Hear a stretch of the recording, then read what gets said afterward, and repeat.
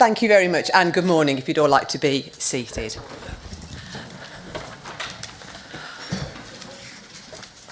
Could I start off by just taking this opportunity to wish everybody a very happy and healthy 2025. And before the formal business of the meeting starts, can I please welcome the lovely Father Tim Williams, and also can I congratulate him on his promotion to higher things, of which I don't quite know how high he's got, but I know he's been promoted to higher things. That's the official title, is the lovely Father Tim, and he's at higher things. If we could all stand, please, and we will start the business with prayers. Well, good morning, everyone, and a happy new year. As we gather as a council for the first time in 2025, we stand at the threshold of new opportunities and challenges. The start of a new year is always a time for reflection on the progress that's been made, the lessons we've learned, and the ambitions that we hold for the future of Worcestershire. A new year brings with it a sense of possibility, a chance to assess where we've been, to contemplate where we're going, and to reaffirm a commitment to serving our communities. Monday of this week was the Feast of the Epiphany, a moment that reminds us of the journey of the Magi. Good pub question, how many wise men were there? We don't know is the answer, not 3. So keep that in your powder. These Magi travelled far, following the light of a star and carrying gifts, not for themselves, but for a greater purpose. And their story is one of faith, humility, and a willingness to act for something beyond their own interests. And in many ways, their journey mirrors the work that you're called to do as representatives of Worcestershire, to discern the right path, to offer your skills and resources, and to work towards the greater good of the county. Let me share you a short story to illustrate this spirit. Many years ago, during a particularly harsh winter, a small community found themselves isolated by snowdrifts. Supplies ran low and the people began to despair. And then one night, a young child lit a single lantern in their window, saying, "If we can't go out, maybe somebody will see this light and come to help us." And inspired by their action, others in the village lit their own lanterns, and soon the hillside glowed with light. A little while later, help arrived. Travellers who had seen the lights in the dark and were drawn to the village and realized that help was needed. So the child's simple act of hope and leadership had united the community and shown the way forward. As we look ahead to the challenges and opportunities of this year, and boy, are there going to be some challenges, may we find the inspiration in such stories of light and collaboration. And I pray that you'll work together to be a guiding star for Worcestershire, ensuring that every decision made serves to brighten the path for those you represent. May you focus not just on the tasks before you, but on the values that guide you, knowing that each decision you make can illuminate the path for those you represent. Together, you have the power to make this year a year of progress and a year of purpose. So let's bow our heads. Heavenly Father, at the beginning of this new year, we thank you for the gift of renewal and the opportunity to serve the people of Worcestershire. In this season of Epiphany, we're reminded of the Magi who followed the light of a star, bringing their gifts with faith and purpose. May we too be guided by your light as we seek to work with wisdom, compassion, and unity. Bless this council as it makes decisions for the good of all. Grant to Tracy, our chair, and to all councillors clarity to see the needs of our communities, courage to address them, and grace to work together for the greater good. May this year be a time of hope, service, and progress for all those that are represented. In your holy name we pray. Amen.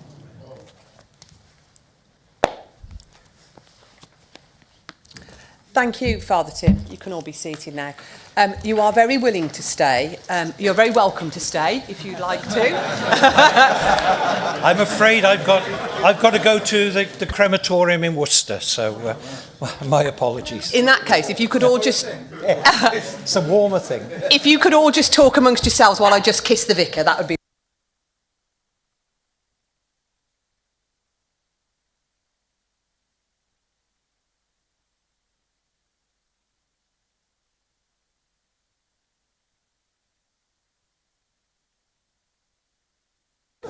That's not even funny now. You know the drill about that now. Yeah. Thank you. If we can move on to the main agenda then, and we're at agenda item number 1, which is apologies and declarations of interest. At the start of the meeting, I will ask Hazel Best to read out any apologies she has already received. Thank you. Apologies in no particular order have been received from councillors Daisley, Muir, McVeigh, Mallet, Rouse and Marshall. Thank you. Are there any other apologies for absence today? Thank you. Yes, the item regarding farming, in line with a lot of other people, I think. I'm involved with Churchfields Farm, who are now manufacturing Droitwich salt. At the moment, Councillor Banks, we were just doing apologies, but that's all right, no problem. I know how you feel. Have we got any apologies from anybody? No, thank you. Okay. You're ahead of the game. I will now call for any declarations of interest together with details of items to which they relate. Remember, you only need to declare an interest where it relates to an item on today's agenda. Are there any declarations of interest? I'm going to do Councillor Kent first.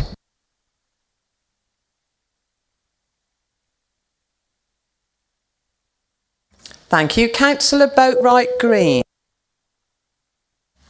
Under notice of motion 1, the farming one, I have a working and drinking relationship with several local farms and also producers. I also have a very close family member who owns a very small sheep farm, but I think they're well under the threshold, and also have several family members who work in farming. Under notice of motion 2, national insurance increase, I also need to declare an interest as I am a business owner and we do pay national insurance and we will be affected by this. Thank you very much. Councillor Banks, I won't make you repeat it again, you're fine, thank you. Councillor May. Thank you very much and good morning, Council. I live on a farm and it's a working farm. Thank you. Councillor Bayliss. Very similar. I don't live on the same farm with Councillor May, but... So you say. Not yet. But... Anything like that you need to get on one knee, Councillor Bayliss. We're all romantics here. Both. But I am also a small business owner and will be affected by the national insurance charge. Thank you very much. OK, I'm now going to go to Councillor Boatwright Green again. Sorry, I missed notice of motion 4. Government grant to farmers for planting hedges. Have worked extensively with friends who have been affected by this and haven't filled in the forms, so I feel like I need to declare that as well. Brilliant, thank you. Councillor Banks for the second time this... Brooks, sorry. Sorry. You're going to have to bear with me this morning. Willingly, you need to bear with me too. The other one is the national insurance item. I am Vice Chairman of the Henry Coventry Almshouses charity who are affected by this issue. Thank you, Councillor Brooks. Councillor Nielsen. Yes, thank you. I am to chair a business affected by the NI situation. Thank you. Councillor Taylor. Thank you. It would have been easier to do it the other way round, wouldn't it? To say, is there anybody who doesn't have one? But yeah. Councillor Taylor. Thank you, Madam Chairman. Although I'm proposing motion 1, I do have family that will be affected by this. Possibly myself will be affected by the farming tax, and I do have a small business which will certainly be affected by the motion 2. Thank you, Madam Chairman. Councillor Warhurst. Like many others, I own a business, so affected by national insurance. Councillor Richardson Brown. I chair, run and own a variety of businesses across the UK, so the national insurance point. I also run some agricultural land that loses more money than Jeremy Clarkson, so that impacts me as well. Councillor Udall. On the national insurance issue, Chair, I am director of a number of small businesses, none of which I think will be affected, but I thought I'd better declare it nonetheless. Thank you. Councillor Robinson. Thank you, Chairman. I live and work on a small family farm, so would like to declare an interest in items 1 and 4 on the notice motion. Thank you. Councillor Cross. Thank you, Chair. Relating to the farming motion, I not only grew up on a farm, got friends and family who are farming, and so I have a non-financial other interest, but it's not a predetermination. Thank you. Councillor Victory.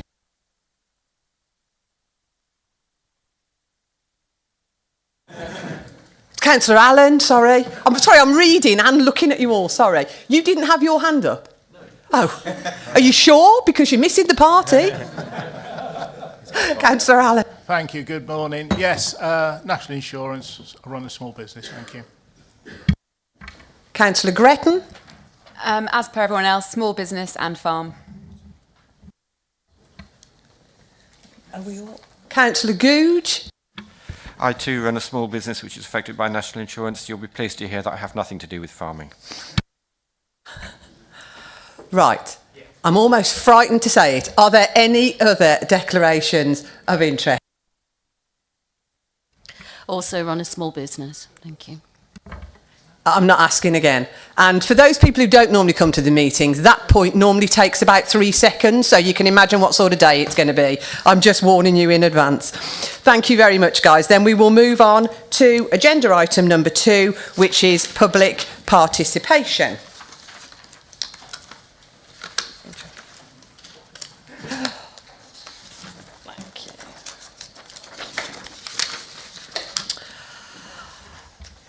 I would just like to say that before we start public participation, a few words about the meeting today and conduct at the meeting today. So please remain seated when you are called to speak. Just a reminder that whilst debate may be robust, we continue in this chamber to conduct ourselves with mutual respect and that we do not use personal remarks.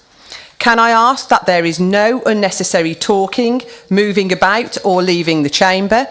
It is most important that you stay in your allocated seat as the meeting is being webcast live. It is important that you switch your microphone off after speaking. There is no queuing system for speakers in operation, so if you wish to speak, please raise your hand using the yellow voting card and wait to be acknowledged by Hazel Best, who will be keeping a list of speakers. A reminder that all speeches are timed and you will hear a bleep 30 seconds before your allocated time is due to end. We will be taking a 40-minute lunch break at approximately 1 o'clock, depending on where we are in the agenda. And of course, I would ask everybody to switch off their mobile phones or turn them to silent. In relation to public participation, we have received 6 requests to speak this morning. In accordance with PSO 15.4C, I have agreed in exceptional circumstances to permit an oral question without the requisite notice having been given. We will move on to the first speaker, who is Richard Croxton, who is presenting a petition concerning the speed limit through Flavel and Radford Road to the east of the village. Mr. Croxton, you have 3 minutes to present your petition. A reminder that you will hear a bleep 30 seconds before your allocated time is due to end. Thank you. Thanks very much.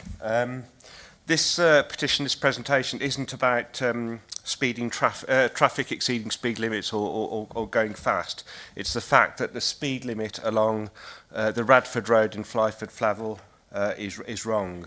There are 2 speed limits. One's the 30-mile-an-hour speed limit through the middle of the village, where the road narrows, and there are parked cars outside the school and buses at times as well, which causes all sorts of issues. And obviously there are children coming in and out of schools.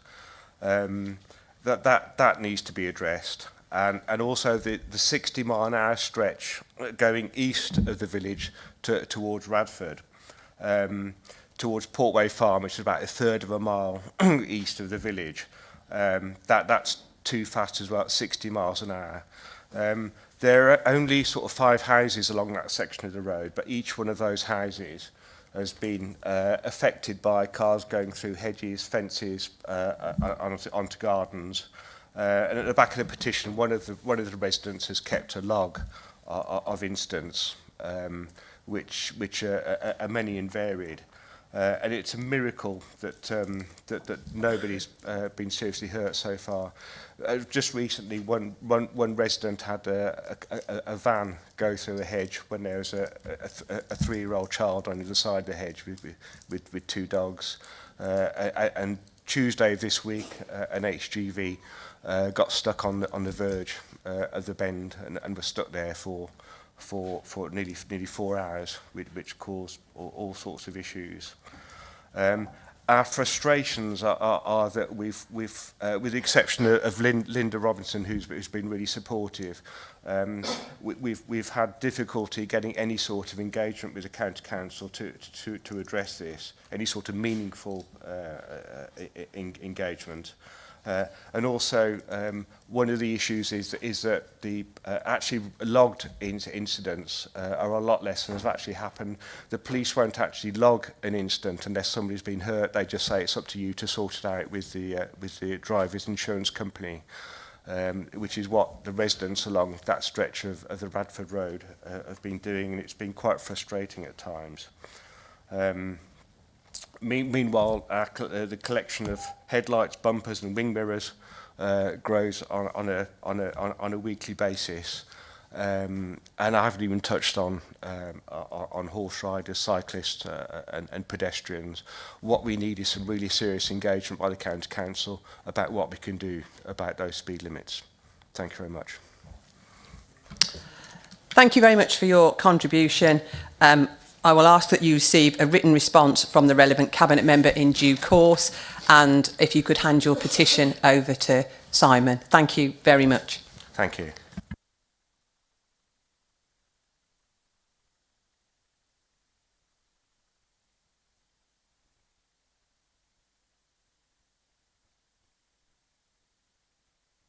Thank you. Our second speaker this morning is Emma Hamer from the NFU County Advisor, Worcestershire, who is commenting on Notice of Motion 1, Farming. Ms Hamer, you have 3 minutes to make your comment. A reminder that you will hear a bleep 30 seconds before your allocated time is due to end. Thank you, Madam Chairman, and thank you very much for allowing me the opportunity to speak in the Chamber today. So I'm a farmer and I work for the National Farmers Union. I'm the County Advisor for Worcestershire and I represent around 2,000 farms in the county. I also have a small beef and arable farm which I run with my husband and my children. I would like to explain how the changes to agricultural property relief and business property relief announced in the budget will affect farmers. These announcements mean that farmers and growers will have to pay 20% inheritance tax on anything on their farm which is worth more than £1 million. Leaving many fearing they will have to break up their farm to pay the bill. The government's intention was to target wealthy landowners who use the system to avoid paying tax, but this policy is too crude and it risks ensnaring many family farms, the very farms that politicians claim to support. A calm assessment is needed around where the real unfairness is being introduced and technical fixes are needed. Land should not be a tax haven for the wealthy, but this policy needs to find a way to distinguish between farmers working to provide public goods and nutritious food wealthy individuals are seeking a tax break. When one generation dies, the farm passes to the next generation. If these proposed tax changes were to be implemented, all this could change. Bereaved children would suddenly be faced with an enormous tax bill, and as incomes from farming are generally low, they would be unable to pay. The only way that we could raise the money would be to sell the land, making the farm less viable and even less profitable. But who would buy the land? Other farmers would be reluctant, as if their farms got bigger, their family would have to pay even more tax when they died. Farmers have been able to make gifts to their children, which were tax exempt, provided they survived for 7 years after the gift. So why don't we, as farmers, speak to our accountants and do some tax-efficient planning to hand our farms on to our children? Well, we do. But if I were to gift my farm to my children now, they're currently too young and too inexperienced to be wholly responsible for running our farm. Also, if I give them the farm, I can no longer live in the house, because if I gifted it to my children, I would then have to pay my children a market rent. But the farm doesn't produce enough money for 3 families. So where are we all to live? And what if I drop down dead tomorrow? We are being punished for dying. So do you see how poorly this policy is thought out? Until the autumn budget, the advice to farmers was to farm the land, the machinery and the livestock, and they could pass it on to the next generation. This has been overturned overnight. So the result of this ill-considered policy could be a mass exodus from farming. Once the farms have gone, what will happen to the land? Pony paddocks, housing, solar farms?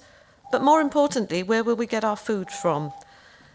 Please can I ask you to do all that is in your power as a council to urge the government to look at the evidence, stop the family farm tax and find better ways to improve government finances. Thank you. Thank you, Ms Hamer, for your contribution. I will ask that you receive a written response from the relevant Cabinet member in due course. Thanks very much. The third speaker is Oliver Sermon, County Chairman of the Worcestershire NFU, who is commenting on Notice of Motion 1, Farming. Mr Sermon, you have 3 minutes to make your comment, and a reminder that you will hear a bleep 30 seconds before your allocated time is due to end. And I don't like cutting people off, so if you can fit it in, that would be great. Thank you. Thank you. On the 29th of October, farmers were facing extremely challenging and uncertain times that for very many of them called into question the very financial viability and existence.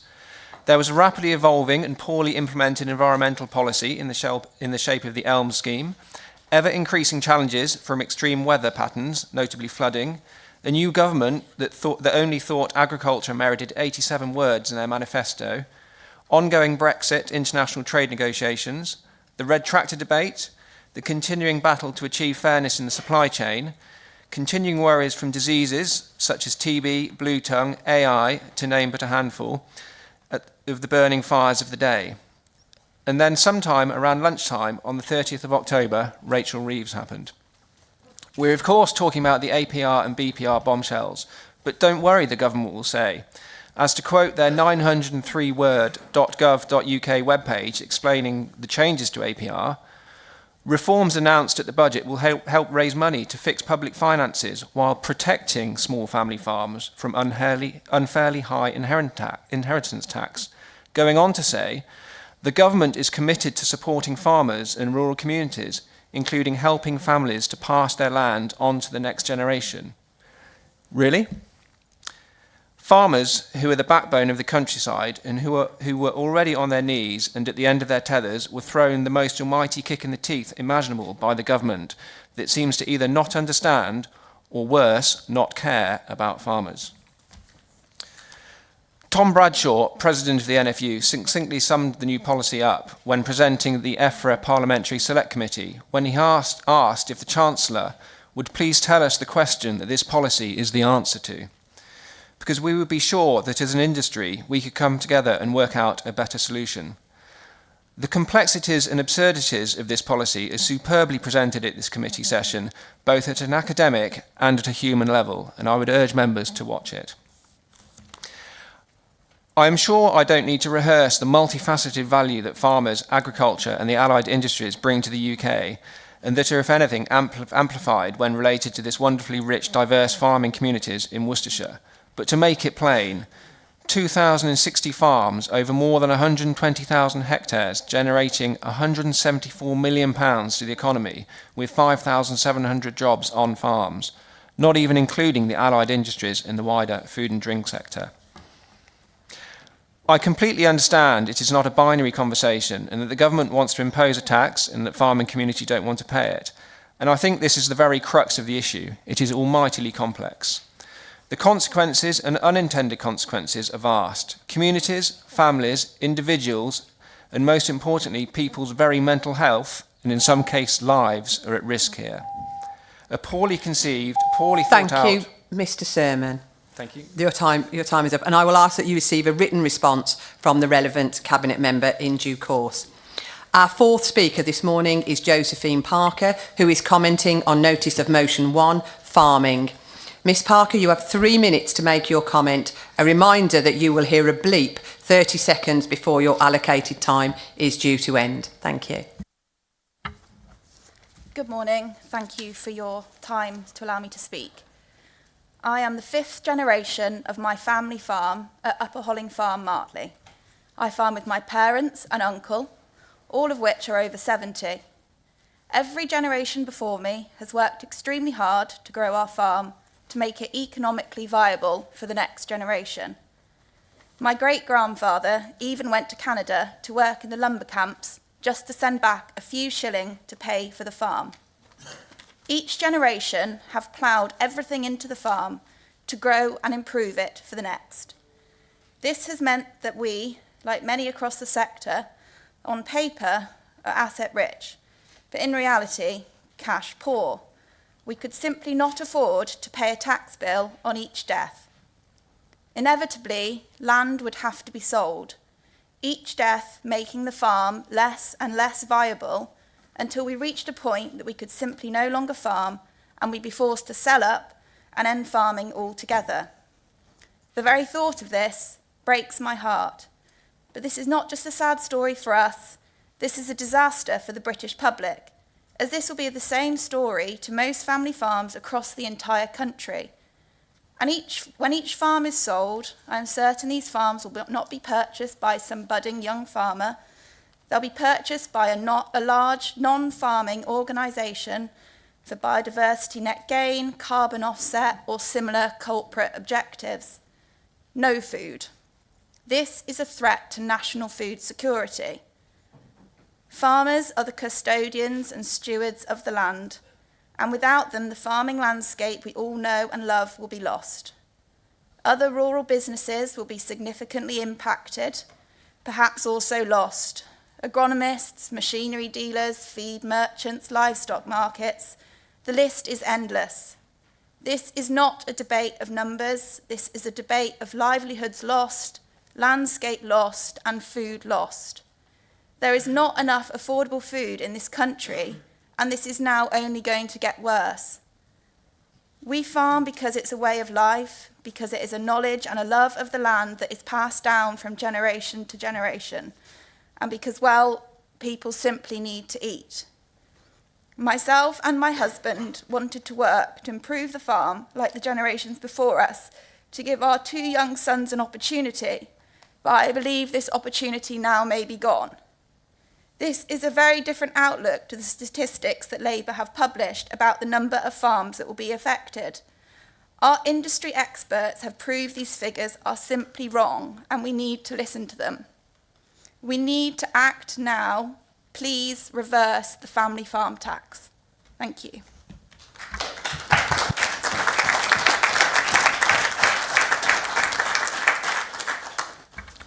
Thank you for your contribution, Ms Parker, and again I will ask that you receive a written response from the relevant Cabinet member. The 5th speaker this morning is James Appleby, who is commenting on notice of motion 1, farming. Mr Appleby, you have 3 minutes to make your comment, and a further reminder that you will hear a bleep 30 seconds before your allocated time is due to end. Thank you. Thank you for this opportunity to speak to the Chamber today, and thank you for Councillor Kent for raising this motion. I'm a dairy farmer farming with my wife, son and daughter-in-law. I'm a past Worcestershire County NFU County Chairman and currently serve on the NFU Council.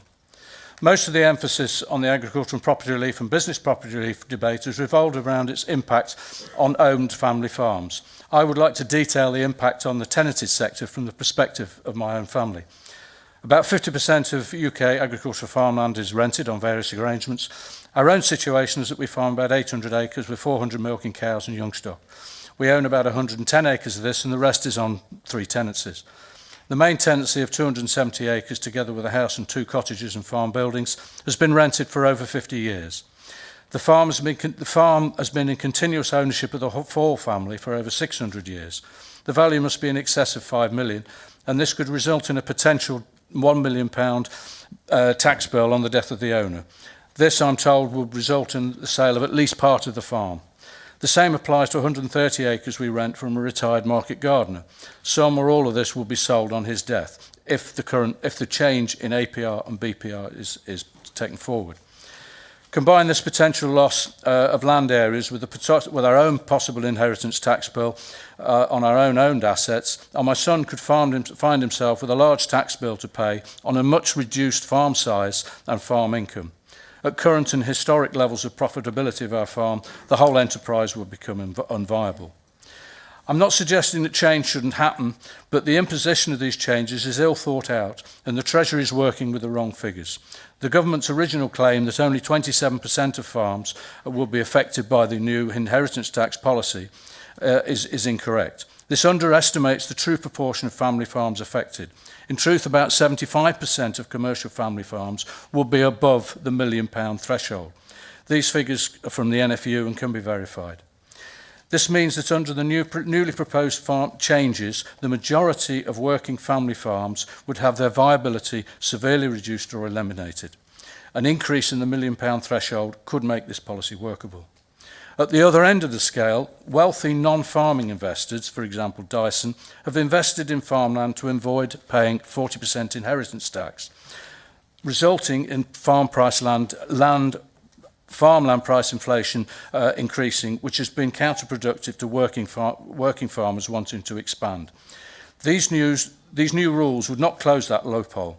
Multimillionaires would still buy farmland because their inheritance tax would be 20% as opposed to 40% on other investments, making land the preferred investment.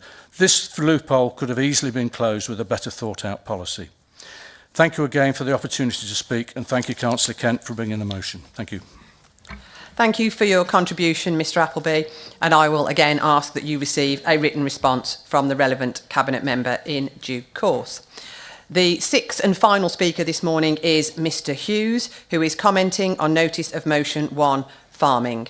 Mr Hughes, you have 3 minutes to make your comment. A reminder that you will hear a bleep 30 seconds before your allocated time is due to end. Thank you. Thank you. Good morning. I'm here today to express my grave concerns regarding the recent alterations to inheritance tax and agricultural property relief. These changes pose a significant threat to the very fabric of our rural communities and the long-term sustainability of family farms. I'm a fourth-generation farmer working alongside my father on our farm just outside of Evesham. We produce chickens for the table, cereals and vegetables to the highest welfare and standards in the world. We work tirelessly to ensure the welfare of our animals, biosecurity, the environment, wildlife and the water quality on our farm is the best it possibly can be. We're obliged to do this because of legislation. However, we thoroughly believe that this is the right thing to be doing. This drives up our cost of production enormously, whilst not impacting the sale price that we receive. Food prices have been forced low because of government policy and the power of supermarkets. But it is farmers that have taken on the hit on profit. It certainly isn't the supermarkets. Farm profits have been low or non-existent for years. At the same time, land values have been rising rapidly and at disproportional rates. Inheritance tax relief was introduced in order to prevent the breakup of large farms into small, inefficient and unprofitable businesses. However, the current changes will revert this policy and force sales of land in order to pay the tax bill. Economies of scale in farming has a huge impact because return on capital is so small, between 0.5 and 1.5%, on millions of pounds that is required to run the business. Farming families just simply do not make enough profit, while land values have tripled over the last 40 years. Wheat prices have increased from about £150 a tonne to about £190, while seeing huge dips in that time as well. Farm values are so extraordinarily high because of these extreme land values that there simply is not the capacity to cope with a tax bill on inheritance tax. Families will be forced to sell the land and businesses will not survive. Farmers need security and support from the government in order to grow or even stand still. We provide employment and food. This will be lost if the farm is sold to pay a tax bill. Yes, food can be imported cheaply, but at what cost? Welfare and environmental standards abroad are simply not the same as ours. Please consider the knock-on effects of these changes to farmers and the wider farming and community businesses. Thank you. Thank you for your contribution, Mr Hughes, and I will ask that you receive a written response from the relevant Cabinet member in due course. And can I take this opportunity to thank all of our speakers for their time this morning. Thank you.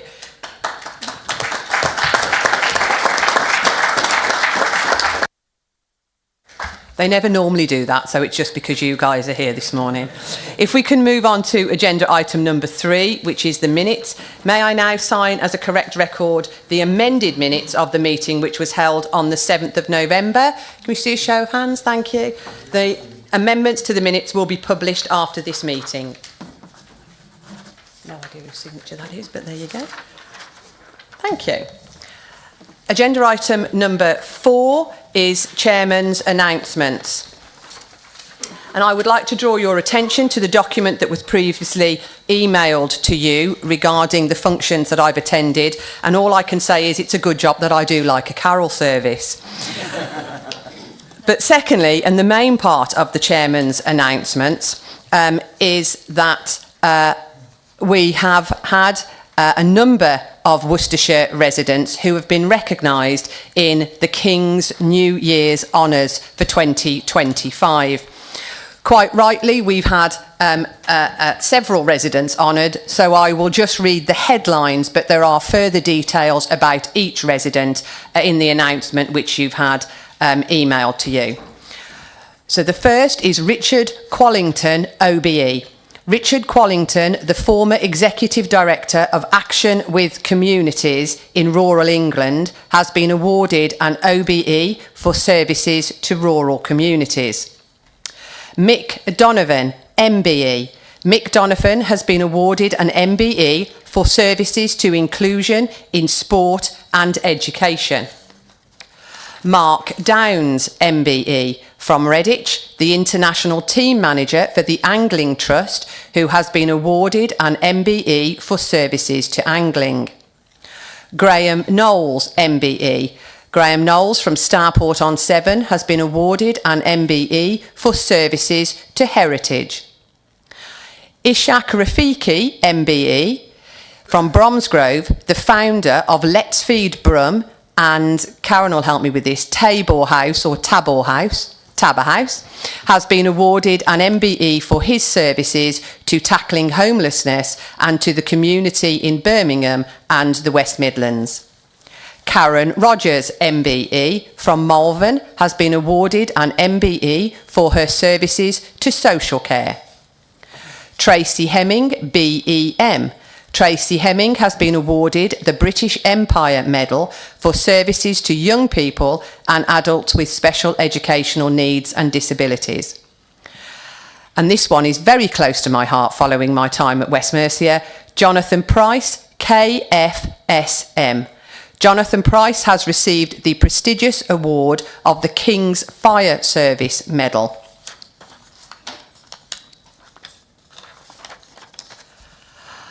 I would like to extend my warmest congratulations to all the recipients of this year's New Year's Honours on their well-deserved awards, and I do think that we should give a nice round of applause.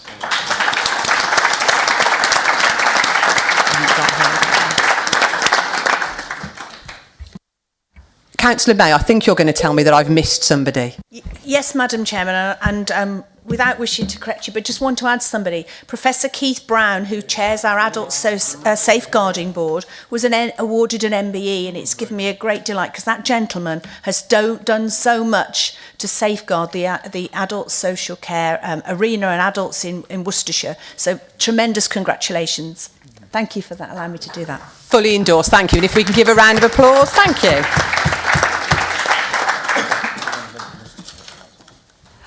Right, Agenda item number 5. Point of clarification, please, Chair.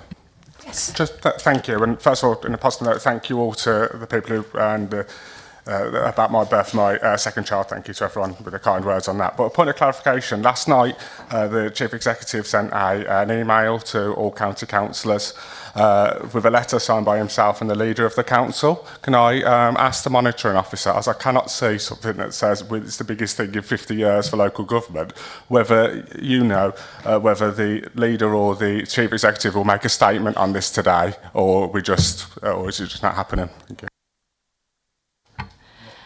There is nothing on the agenda for this council meeting about this matter.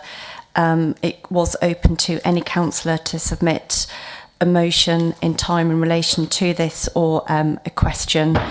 The chairman has allowed 2 urgent questions to be allowed during question time, which were submitted last night.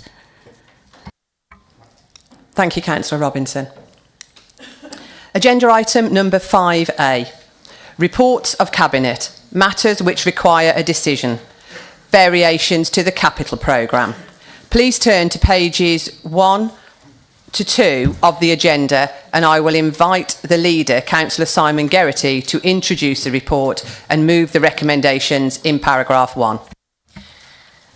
Thank you, Madam Chair, and good morning, Council, and Happy New Year to all of our colleagues. It is, as was said at the start of the meeting, going to be a very busy and a tumultuous year, I think, for the county. But I will move the recommendation as set out from the last Cabinet meeting, which requires a decision. It's a very clear recommendation to Cabinet. It's in relation to the capital programme and 2 specific variations. And we do update the capital programme, colleagues, on a regular basis, and that's important to recognise slippage in the capital programme where programmes might be going slower than expected, or we're having to delay things, or new additions to the capital programme, or indeed change in the financing. And it is in relation to 2 of those that we're updating since September. And they're at point number 3. So the first is devolved formula capital, which relates to education. Just over £500,000 in relation to that, which is a welcome. Obviously, all additional funding is welcome in terms of education and our schools. And the others in relation to the Stourport County buildings, brownfield land release grant, we're requiring some additional funding there, which is coming from the capital receipts from the site. So 2 important additions or changes to the capital programme. Also, I note for members and openness and transparency how much the capital programme is going to time and budget, which is outlined there, the spend at Q2, £49 million.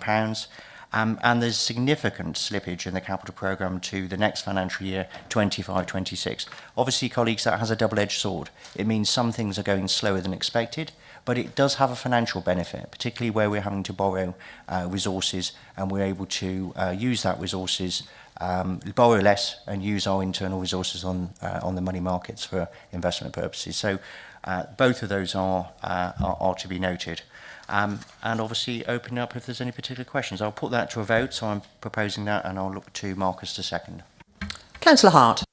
Thank you. Good morning, Madam Chairman. I'll formally second the recommendation as printed on page 1. Thank you. Have we any speakers? I'm not seeing anybody. Thank you.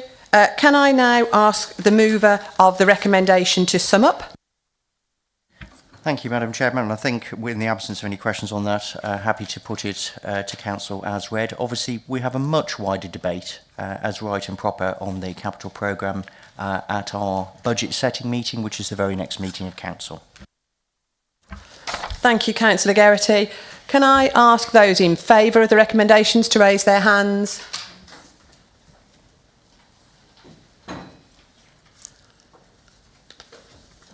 Yep.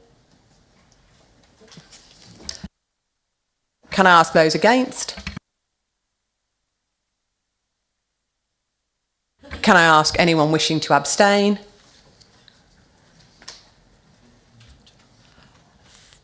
Thank you. That's a clear majority and the recommendation is agreed. Agenda item 5B, report of the Cabinet decisions taken, and Worcestershire Adult Safeguarding Board Annual Report 2023-24. This report deals with decisions already taken by the Cabinet and is on pages 3 to 6. I would remind you that specific questions may be asked about items in this report. This is an opportunity to ask relevant questions, not to make speeches on matters which have already been decided.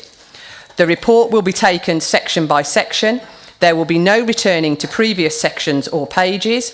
Questions will be restricted to a minimum 2 minutes per item per councillor, so please ask your question clearly and concisely.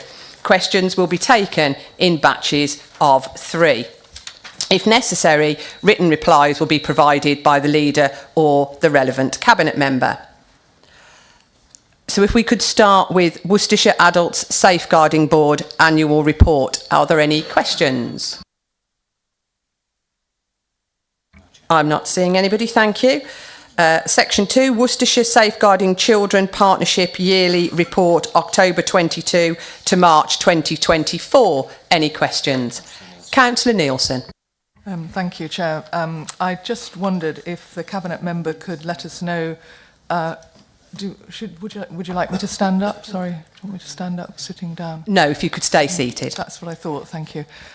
Yes, if the Cabinet member could give us some indication of how many children are seriously harmed in Worcestershire in a year, and is the Cabinet member satisfied that vulnerable children in Worcestershire are safe? Thank you. Thank you, Councillor Mackay. Oh, actually, I would do. If we go, sorry, I just noticed. Councillor Jenkins. We'll do 3 questions, and then I'll come back to you. Councillor Jenkins. Thank you, Chair. Yeah, just a quick question about a lot of the report refers to poor communication, which we are aware of has been an issue with SEND, but also it refers to basically lack of spaces is one of the biggest problems that the child could never find an adequate place. So what are we doing to try and improve that lack of provision? Thank you. Have we any other questions on this section before we get the Cabinet member? No, thank you. Councillor Mackay. Yes, thank you, Chair. Good morning, Council. In relation to the numbers of seriously harmed children, I can't give you those details today, but I will get you a written response in relation to those. And you ask that are children safe in Worcestershire? Are children safe in England? This is a matter that is absolutely paramount to all councils. Myself in particular, as Cabinet member with that responsibility, would say that I would love to be able to tell you that all children are always safe at all times. I can't do that. What I can do is to say that we are doing our absolute best in relation to the way that we look after our children and the way that the safeguarding panel conducts its audits to make sure that all learning is taken and properly administered. Councillor McKay, actually, Councillor Jenkins, can you just clarify where your question is relevant in the report, in this report, this section of the report? Possibly I'm in the wrong section, am I? Is it the first one or the second one we're looking at? Because there's... It's not in the Safeguard. Ah, sorry. We're looking at the Safeguarding Children Partnership. You're going to make me read that whole title out again, aren't you? Fine. Yearly Report, October. No, apologies. Are we coming on to you in the next section, are we? Thank you. Thank you. Councillor Mackay, sorry, did I cut you off in your prime? Were you finished? No, I'm still safe, thank you. Thank you. Then we'll go to Resources Report, Budget Monitoring, Month 6, 30th September 24-25. Are there any questions? Councillor Robinson. Thank you, Chair. Just a quick question. In this report, it doesn't mention the potential future dire financial circumstances of this council, so I was just wondering what has changed between then and now.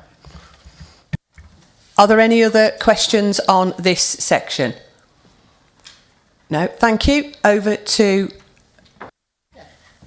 Thank you very much, Madam Chairman, and welcome Josh's question, because it obviously enables me to update Council on the situation. This is a report to Cabinet that is being reported for clarification, points of clarification really, as of 6 months in the financial year, so period 2. So we are focused on that in the report.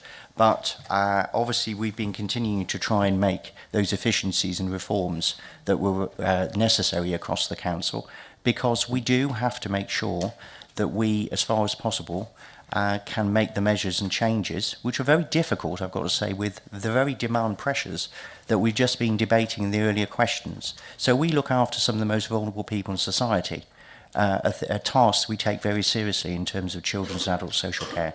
We dispose of the county's waste. We look after the highway network, all things that are non-negotiable. You have to do them. And we spend over 72% of our budget now on the most vulnerable people in society.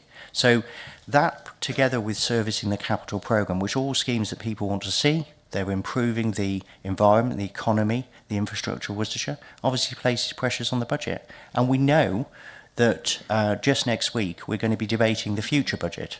And of course looking at our latest information. And so it's been a very difficult year in terms of trying to progress those savings and efficiencies. We have some £37 million of savings and efficiencies, the highest total we've ever had in terms of that. 75% of that is being delivered or on track to be delivered by the end of the financial year. But some are difficult in terms of making some of the vacancy management savings. And actually the demand pressures on the budget are growing, not shrinking. We have children in care that we have to provide the very best care for, that can be in needing specialist care, or in some cases insecure, that costs a lot of money. Same with adults. People think we spend a lot of money, and we rightly do, on the older generation, but actually working age disability, lifelong conditions are a larger part of the adult social care budget now than older people. So I know I've just given a couple of examples there. Obviously we're facing the same pressures in terms of the future years, and our suppliers are in terms of national insurance, which we have later on in the debate. You know, some £15 million worth of costs we think our suppliers are going to face in terms of delivering vital services for this council. And of course, rightly, there are controls over council tax. We have the third lowest council tax of all county councils without fire in the country. So we are delivering value for money, and demonstrably so, by being the third lowest council tax of any authority without fire. But there are consequences obviously for the budget in terms of our income generation. And the settlement's been announced, and I have to say to you, the settlement, I've been around in local government 25 years, is very, very challenging, colleagues. And so we are going to have a situation where we're going to have to make some tough choices in the budget, which we'll come to obviously in just a week's time, and in this very chamber in just a month's time to debate how we try to balance the books. So that gives you a flavour of some of the issues that we're facing. The in-year financial pressures are some £14 million. So the report at this stage was 12, but it's £14 million in terms of the gap, the in-year pressures. Next year's budget is obviously for a future meeting next week, and then in a month's time. But I wanted to give you a proper answer, Josh, not a flippant answer in terms of the pressures that we're facing. And yes, they are significant. As is the case with many upper tier county councils, same pressures: social care, children's adults, homeschool transport, SEND. Thank you, Leader. Councillor Boatwright Green, but can I ask that we get all the questions in at the start? Thank you, but I know this is on this section, isn't it? It is indeed. Sorry, it's because Councillor Garrity said something very interesting, so I thought I'd just like to follow up on that. Make that sound so unusual. I did not say that. I'd just like to ask, how does this year's settlement compare to last year's settlement? Because obviously we've been dealing with one-year settlements over a period of time, and it's actually getting more and more kind of difficult. Obviously, we've been talking about multi-year settlements now for so long. I think the entire time I've actually been an elected councillor, it is actually getting to the point now where even I'm beginning to watch people kind of roll their eyes and start twitching. So can I just ask, how does it compare? And when are we going to hear about a multi-year settlement? Is that going to happen? Another excellent question, Dan. And again, I won't give you a flippant answer, I'll give you a proper answer, which is the settlement is devastating. Devastating for this council and the services we provide. That's the blunt truth, colleagues, because we're going to get nothing from the recovery fund. So some £600 million across the UK that's going to be distributed. This county council is not going to get a bean, not a penny from that. In fact, virtually no county council will get any resources. I think Lancashire is about the only county council that's going to get any resources from that. They're going to go to Mets. They're going to go to urban areas. So we all face challenges in recovering our finances and making sure that we can recover local government as the government has set out. But we can't do that if we're not provided the resources for those demand-led services, because they're going to be based on deprivation in terms of that. And that is leading to an outcome that county showers like ours are not going to get any resources. So that's a significant part of the package. If I talk about some of the other issues that we're facing in terms of the NI changes, we believe the cost to our suppliers is some £15 million. So it's not just the people we obviously employ, which are substantial, and there is resources that the government provided for that. But we have a lot of services that are going to be delivered, and are delivered, by charities, by all social enterprise, by small businesses. And they're being absolutely walloped with the changes in NI. Not just the threshold changes, not just the rate, but also national living wage is going to have to be paid for. That higher rate of pay will have to be accommodated. So those collective changes to our suppliers are going to be significant. And obviously, common sense says if they're operating with small profit margins, they're going to be asking us to pay some of those resources, even though we're not going to get the money from government to do so. So I've got to be blunt with colleagues. The next financial year is looking particularly difficult, very challenging for this county council. We're not alone. Many other councils are in the same position.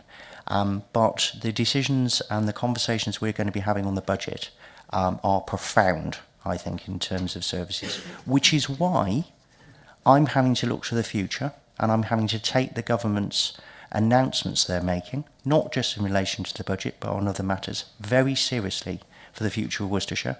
And we're having to make choices and changes and proposals at pace to try and make sure that we protect those services of the most vulnerable people in society. We can still shape Worcestershire's future, and we can provide the vital services that people rely on each and every day. Just on the multi-year settlements, because it was a specific question you asked, and I'm getting to that, we're getting a 1-year settlement. We're not getting a multi-year settlement. The government is talking about a spending review, whether that's over a 2 or 3 year period. And for the next financial year after this one, so for 27-28 financial year, sorry, 26-27 financial year, they are intending to give local government multi-year settlements. Multi-year settlements are always welcome, but it's always the quantum of cash, colleagues, that's important. Does the money match the demands? And the reality is, at the moment, they don't. So that's why if you take our high needs overspend, the DSG high needs overspend, the in-year overspend is £44 million. Our deficit on high needs will be nearly £90 million, some £87 million, I think, by the end of the financial year. We're going to have to service that deficit. It might sit off balance sheet.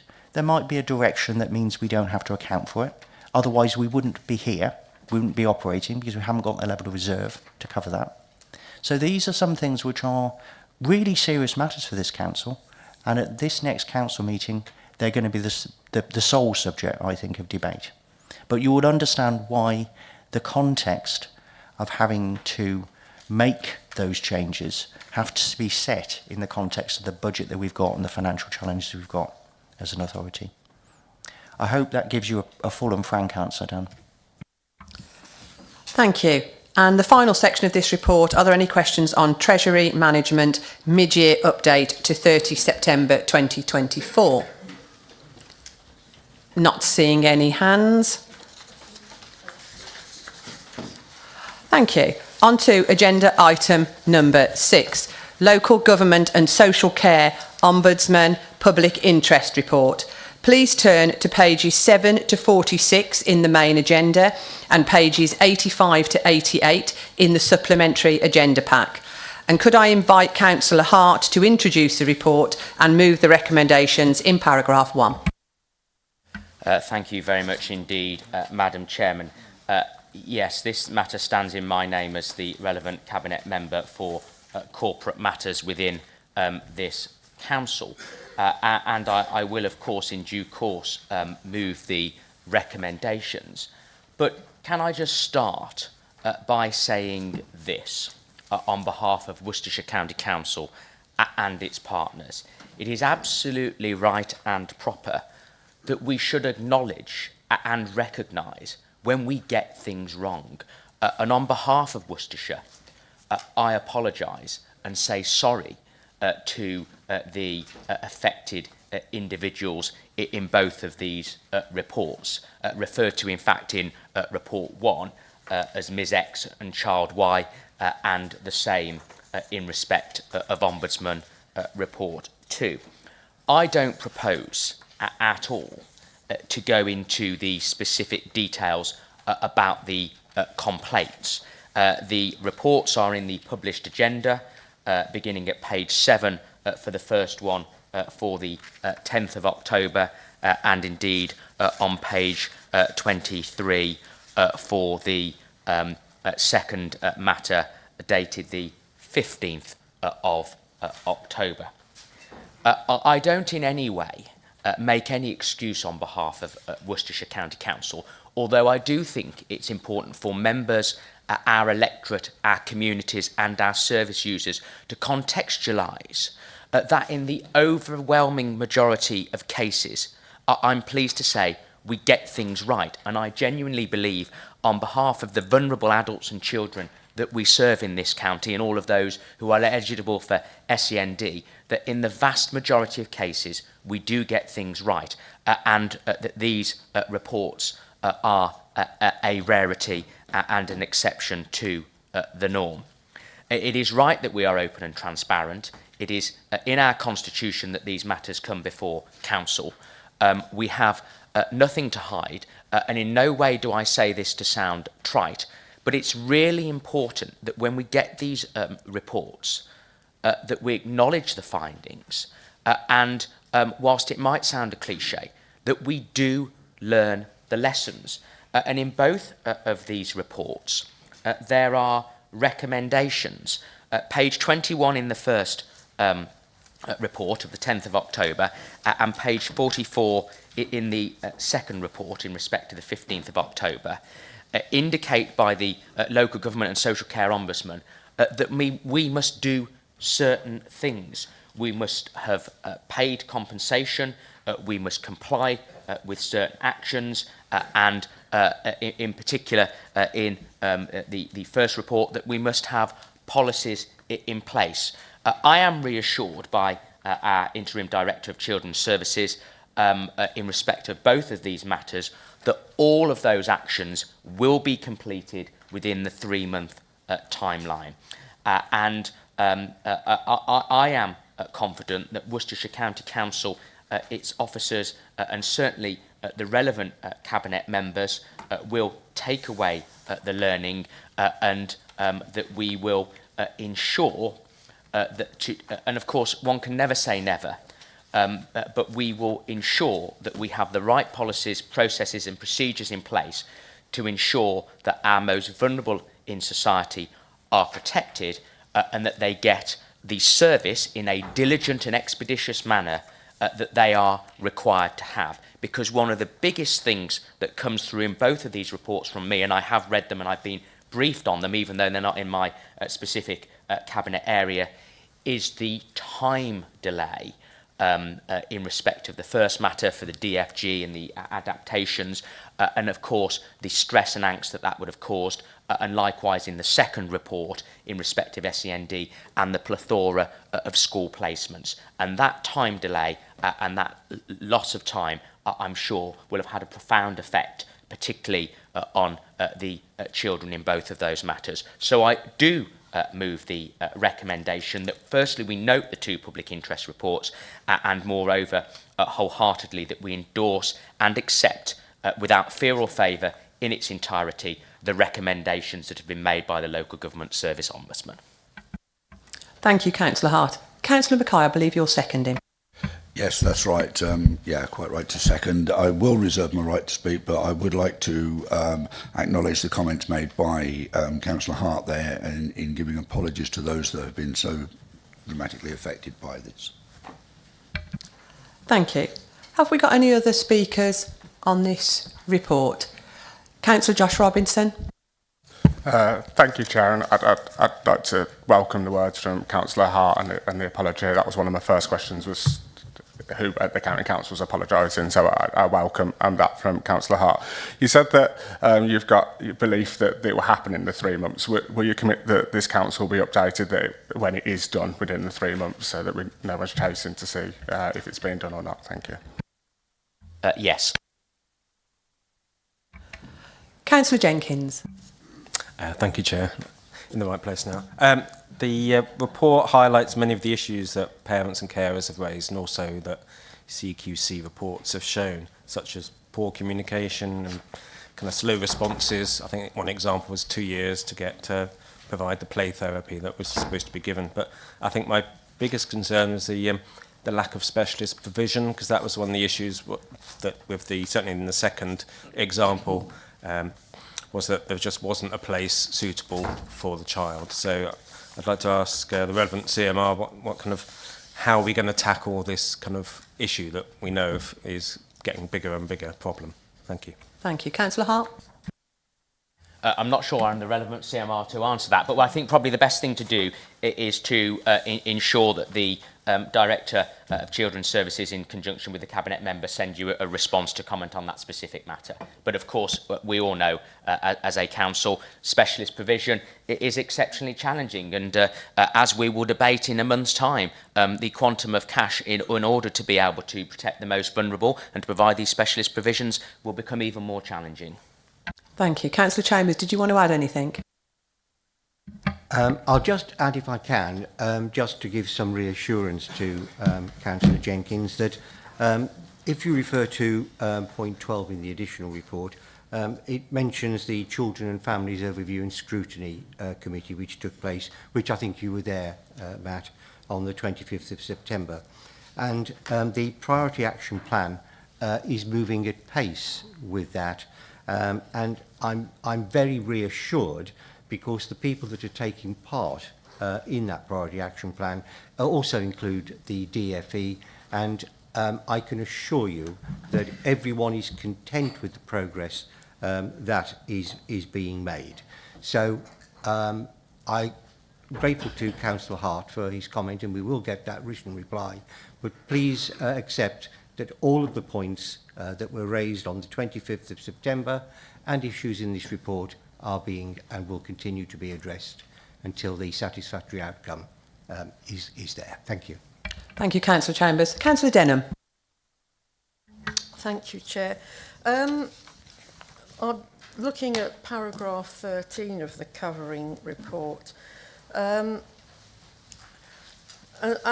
the kind of self-congratulatory, oh, this is a downward trajectory of the number of cases that have been referred to the Ombudsman. Every single case that goes to the Ombudsman is incredibly serious for those individuals and those families involved. And this council has had a higher rate of referrals to the Ombudsman than many other councils. And let's face it, that is, to go to the Ombudsman is the tip of the iceberg. There are other customers or recipients of county council services that don't have the stamina, that don't have the ability to complain, and that have also suffered from poor service. Whilst the apology and the speech from Councillor Hart is welcome, some assurance that actually the learning and change across services is not just to these specific cases, but recognising that beneath that is some profound change within services and processes that need to be looked at. Thank you. Thank you, Councillor Denham. I think we're coming to Councillor Hart for a response. Thank you. Well, I think it really is important to contextualise, and I certainly don't have the data that you have, Councillor Denham, in respect of whether we're an outlier compared to our statistical neighbours, and I will ensure that the Director of Children's Services sets the record straight on that really important factual matter, and if you do have the data to substantiate that assertion, I'm sure members would be very interested in it. But on the serious point, it is not self-congratulatory. Paragraph 13 is setting out the facts. And it is good that there's a downward trajectory. Surely logic would dictate that. But I think the key word in paragraph 13 that you omitted was complaints upheld by the local government social care Ombudsman, which is really, really important to contextualise. And of course, we take, and I won't repeat what I said in my substantive submission to this council, but we take all complaints very seriously. And the key for this, again, and I'll repeat it without wishing to sound trite, and it's a cliche that we often hear, but genuinely, on behalf of Worcestershire County Council, our service, our officers at the sharp edge, at the front end, and service managers and senior leaders will take away the learning to ensure that these instances and these examples that you have before you for these two reports are the exception, the very slim exception, and not the rule. And I don't think I can say anything stronger on behalf of Worcestershire than that. Thank you, Councillor Hart. Councillor May. Yes, thank you very much, Madam Chairman. And I sit here as a Cabinet member, but I'm also the leader of Bromsgrove District Council. And Bromsgrove District Council is obviously partly to at fault in the first report. And I just wanted to place on record a sincere apology from Bromsgrove District Council and to assure members that a very similar report will be coming to Bromsgrove District Council's next full council meeting. There is a very extensive list of remedial actions that are taking place, and I'm monitoring them very closely.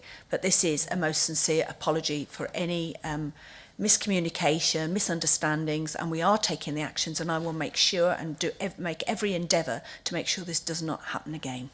Thank you very much. Thank you, Councillor May. Councillor Nielsen. Thank you very much, Chair. My question also relates to point 13 in the supplementary report. I think I was interested to pick up on Councillor Denham's points about contextualisation, and just, I accept the numbers and the trend, which is encouraging, and I also accept the apologies, which are clearly, I'm sure, very welcome to those involved. And I'm sure there are a great number of dedicated colleagues across the council working in this area and really concerned about the outcomes. But what I didn't understand in terms of contextualisation is, of the 18 upheld complaints from last year and the 29 complaints of which, let's say 13, well, there's 9 still in investigation, 4 upheld. How does that sit alongside total numbers?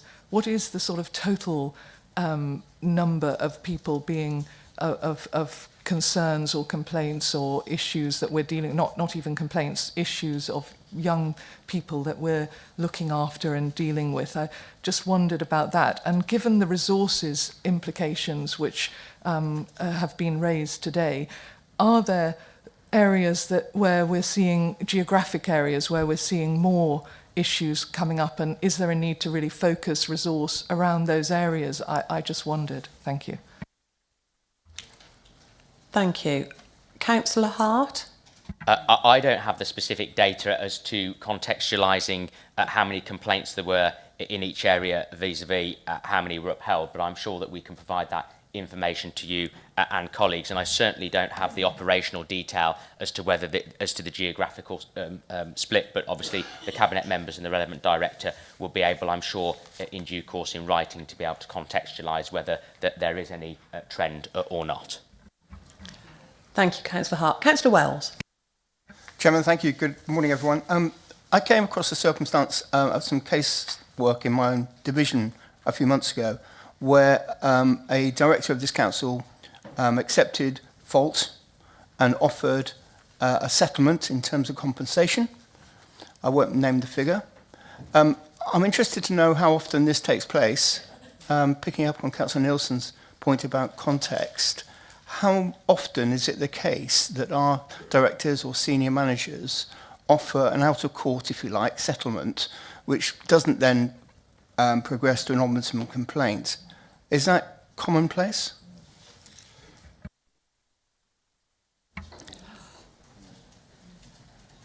I don't think we could answer that here. It might be one to go to scrutiny, but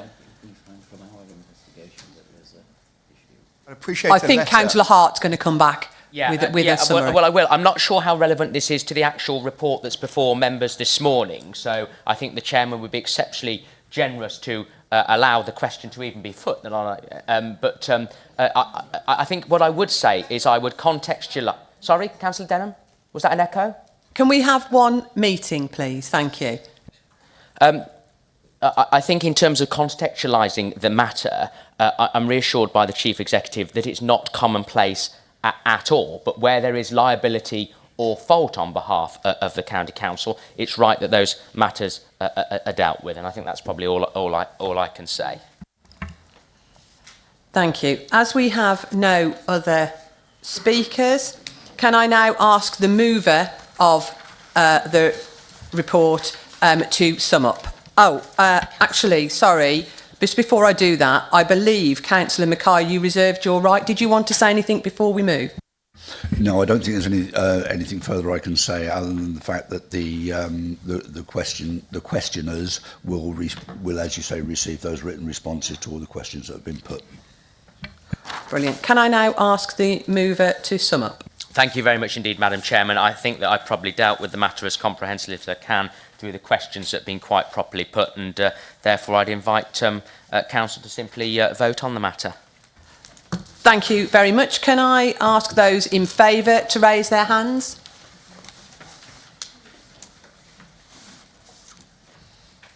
Thank you. Have we got that? Can I ask those against? Anyone wishing to abstain? Thank you.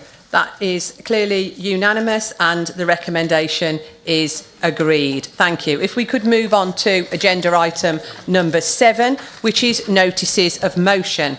Please turn to pages 47 to 50. There are 5 notices of motion which were received by the Assistant Director for Legal and Governance. Members are reminded that there is a maximum of 90 minutes which will be set aside for all discussions on all notices of motion, and I would therefore ask that any points made are brief and concise. Should an amendment to a motion be moved, the allocated time set aside for motions will be paused until after the hard copy of the amendment has been circulated around the council chamber and the mover has read out the amendment. Thank you. Notice of motion 1 is on farming, and can I ask Councillor Kent, I believe? Sorry, can I ask Councillor Taylor? Sorry, I've got Councillor Kent down here. Can I ask Councillor Taylor? Thank you, Madam Taylor. Kent starts with a K, so does Kit. So I will forgive you for that. Thank you for letting me off the hook. It's quite right, Madam Chairman. Just very briefly, I'll read out paragraph number 1 of the motion, so we know what we're talking about. And it says, "This council calls upon the Chief Executive write urgency to the Minister of DEFRA, Steve Reid MP, on behalf of our local farming communities, requesting a reconsider of any inheritance tax policies that place undue financial strain on family farms. We further urge the government to consult directly with farming representatives, including the NFU and agricultural organisations, to fully understand the impact on local farmers and rural economies." Now, it's always extremely difficult when one follows such knowledgeable and impassioned speeches, such as the ones we've heard from the people at the sharp end of farming. But I'm grateful that they've supplied data and information to us that Rachel Reeves seems totally or even blissfully ignorant of. While it gives me pleasure in proposing the motion, it gives me no pleasure in having to propose a motion against an ill-conceived, ill-thought-out, and what has been called a spiteful tax against a group within our society who perform an essential and fundamental service for every single one of us every day. Possibly the only thing the Chancellor has managed to do with this policy is to increase the possibility of farms or part of farms being broken up and sold to big businesses or developers as a result of the farm inheritors being unable to fund death duties. There's a feeble justification of the tax, and it targets the rich farmers with holdings over £1 million, or the industrialist who wants to avoid an inheritance tax. But even then, the land needs looking after by somebody. normally a tenant farmer, some of whom will be second or third generation, and although they don't own the land, will still have an ownership attitude to the land and will buying equipment and stock to run the land. George Dunn, the Chief Executive of the Tenant Farmers Association, said the changes announced to BPR and APR leave us with huge concerns. He continued with, it will be a major blow to privately owned let estates. This means tenants could lose their livelihoods if larger estates need to sell land to raise inheritance tax. There is on the government information side the somewhat mealy-mouthed reasoning for their betrayal of the farmers. Reforms announced at the budget will help raise money to fix the public finances while protecting small family firms from unduly high inheritance tax. Now, I believe the tax is claimed could raise the princely sum of 230 million up to 26 to 27, rising approximately 500 million by 29 to 30. And I'm sure that will go a long way to defray the cost of unconditional pay awards as government has handed out, which I believe is up to 9 billion, and it's a figure that's already being challenged. But even without this motion and the paper sent out to us last week, we unknowingly will have experienced the great influence the farmers had on your way of life. And I'm not talking about the traffic hold-up when they cut the hedges for us.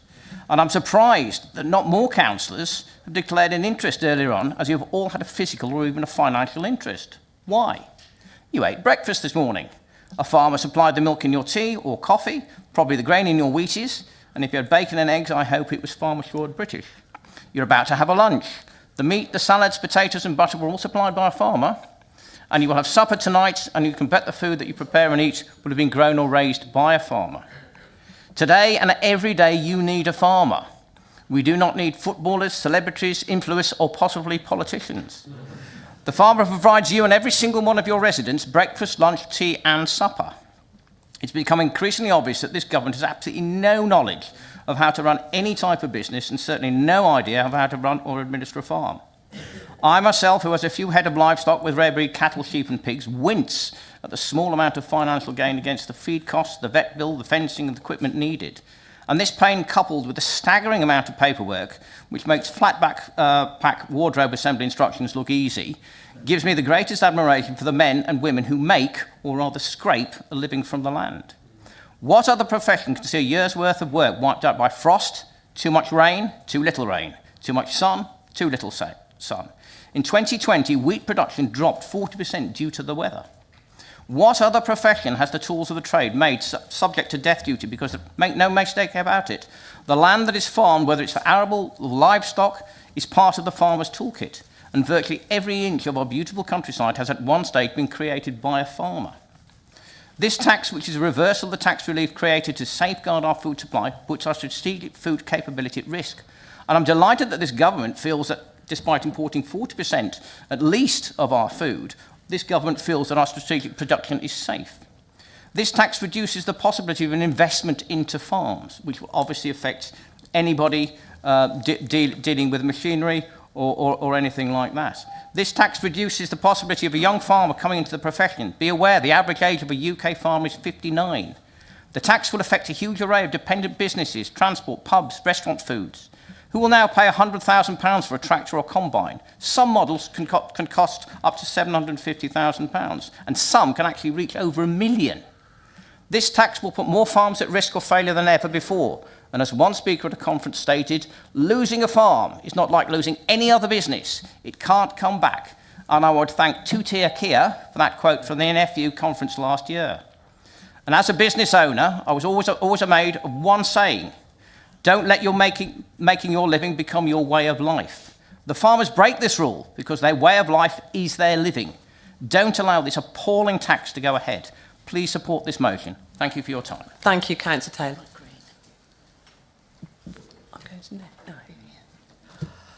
Councillor Boatwright Green.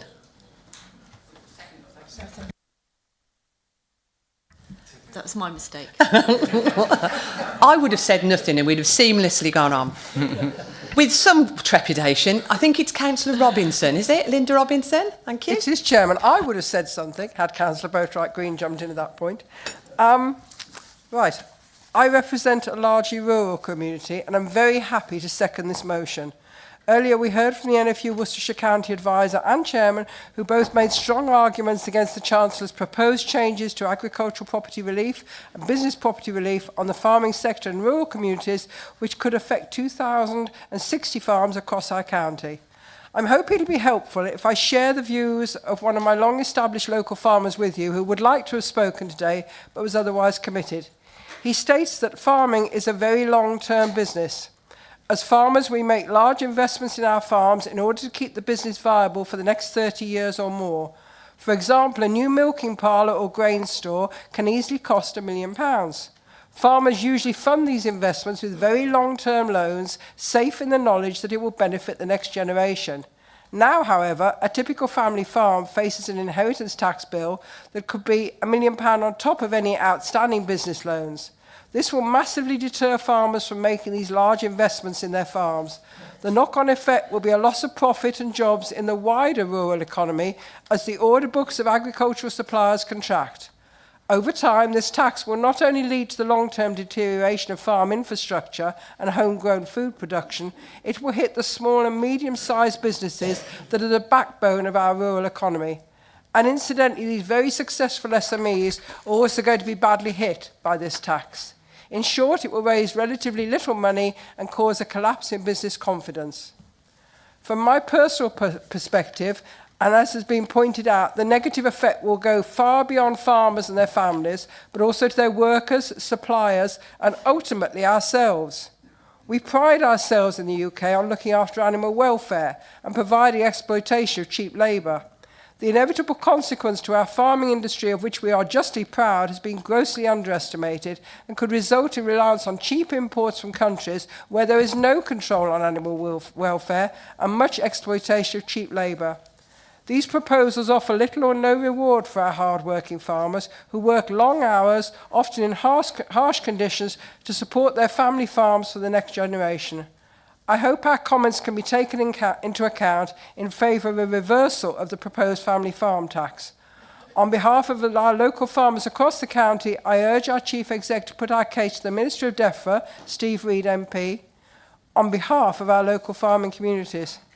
Government needs to recognise that Worcestershire is a rural shire county and how this will affect our very way of life and nature of our countryside. Finally, I would like to thank all those who attended and spoken today and apologise that we couldn't accommodate any tractors, but we did see them all in Westminster. But hope you feel your voice has been heard and locally will be passed on accordingly. Thank you. Thank you, Councillor Robinson. Is it the wish of Council that we deal with this matter today? Thank you. Councillor Boatwright Green.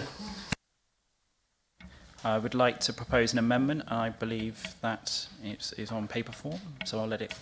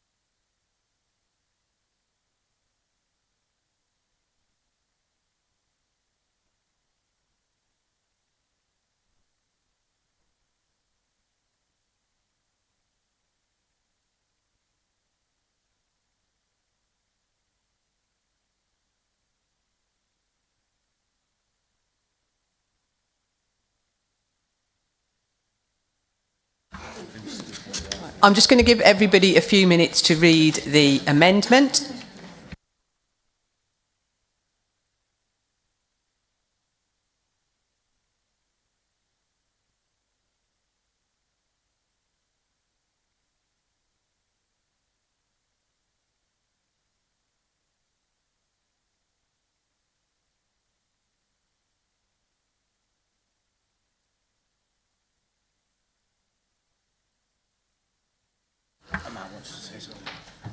Councillor Dormer. Thank you, Madam Chair. I don't feel that this is an amendment. I think this is a completely new motion. It's not asking for it to be removed. It's asking it to be remained, but proportionately. So that is not in the spirit of the existing motion. So therefore, cannot be an amendment, in my opinion. Correct. I'll just seek advice. Thank you, Councillor Dormer.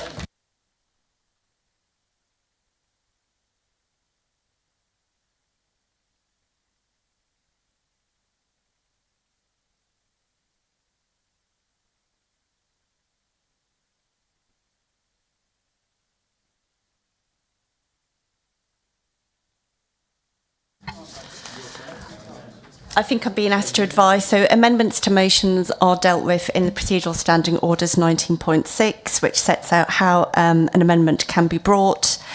They are able to leave out words, insert others, but you're right, no amendment can be allowed which has the effect of negating the motion. In my view, that this does not overly negate the entire motion. There is still going to be a debate on the inheritance tax. There is alternative wording proposed. So my view is, and advice is, that Council can debate the amendment and then vote on whether or not the substantive motion should be amended. Thank you. Thank you. Thank you, Councillor Dormer. Councillor Boatwright Green, have you got a seconder? I do. It's Councillor Richard Oodle. Councillor Oodle, thank you. The debate now opens, but only on the amendment outlined by the mover. All contributions must therefore relate to this amendment only. Madam Chairman, just a point of order. I thought, as the proposer of the motion, I was supposed to be asked whether I accepted it or not, or am I incorrect in that? I'm just talking about a matter of procedure, Councillor. If you want to say, if you're willing to accept the amendment, you can now say that. I would no more do that than poke my eyeballs out, Madam. As we. Sorry about that, Madam As we were then. Councillor Taylor, you are on my red list. Just be very careful. Thank you. Okay, speakers to the amendment, please. Now, the list I've got here is going to be...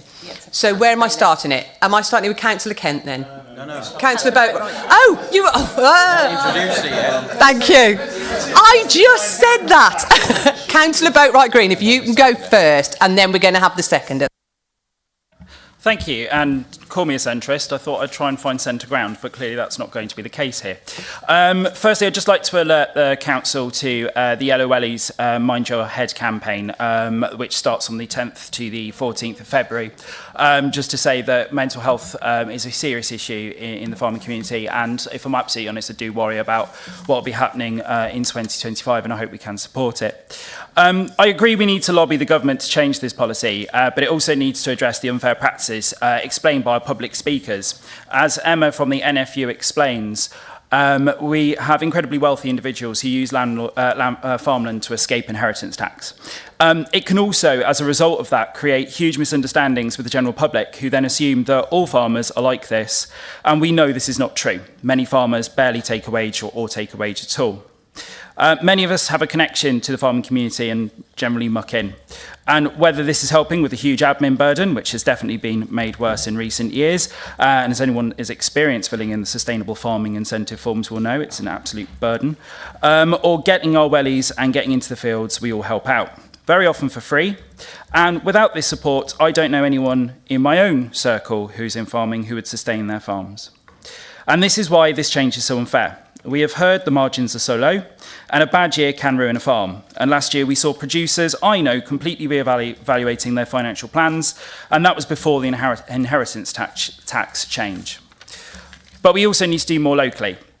And this is why I've asked the Council to support the NFU manifesto on farming for Britain's future. There is so much we can do locally to promote our local farmers and produce. Whether it's our asparagus in the Vale of Evesham, apples and pears from Martley, or plums from Pershore, we need to ensure we support our local farmers, and other fruits and vegetables are, of course, available.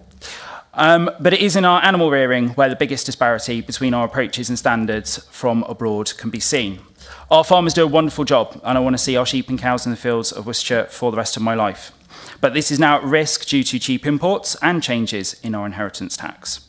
So I hope we can support this amendment, as I want to be leading on supporting farmers, and I totally believe we need to lobby the government, but we also need to do our own action. Thank you. Thank you, Councillor Boatwright Green. Councillor Oodle. I agree with everything which the proposer has said, and surprisingly that means I will formally second the motion and reserve my right to speak if necessary later in the debate. Thank you, Councillor Oodle. Councillor Bayliss.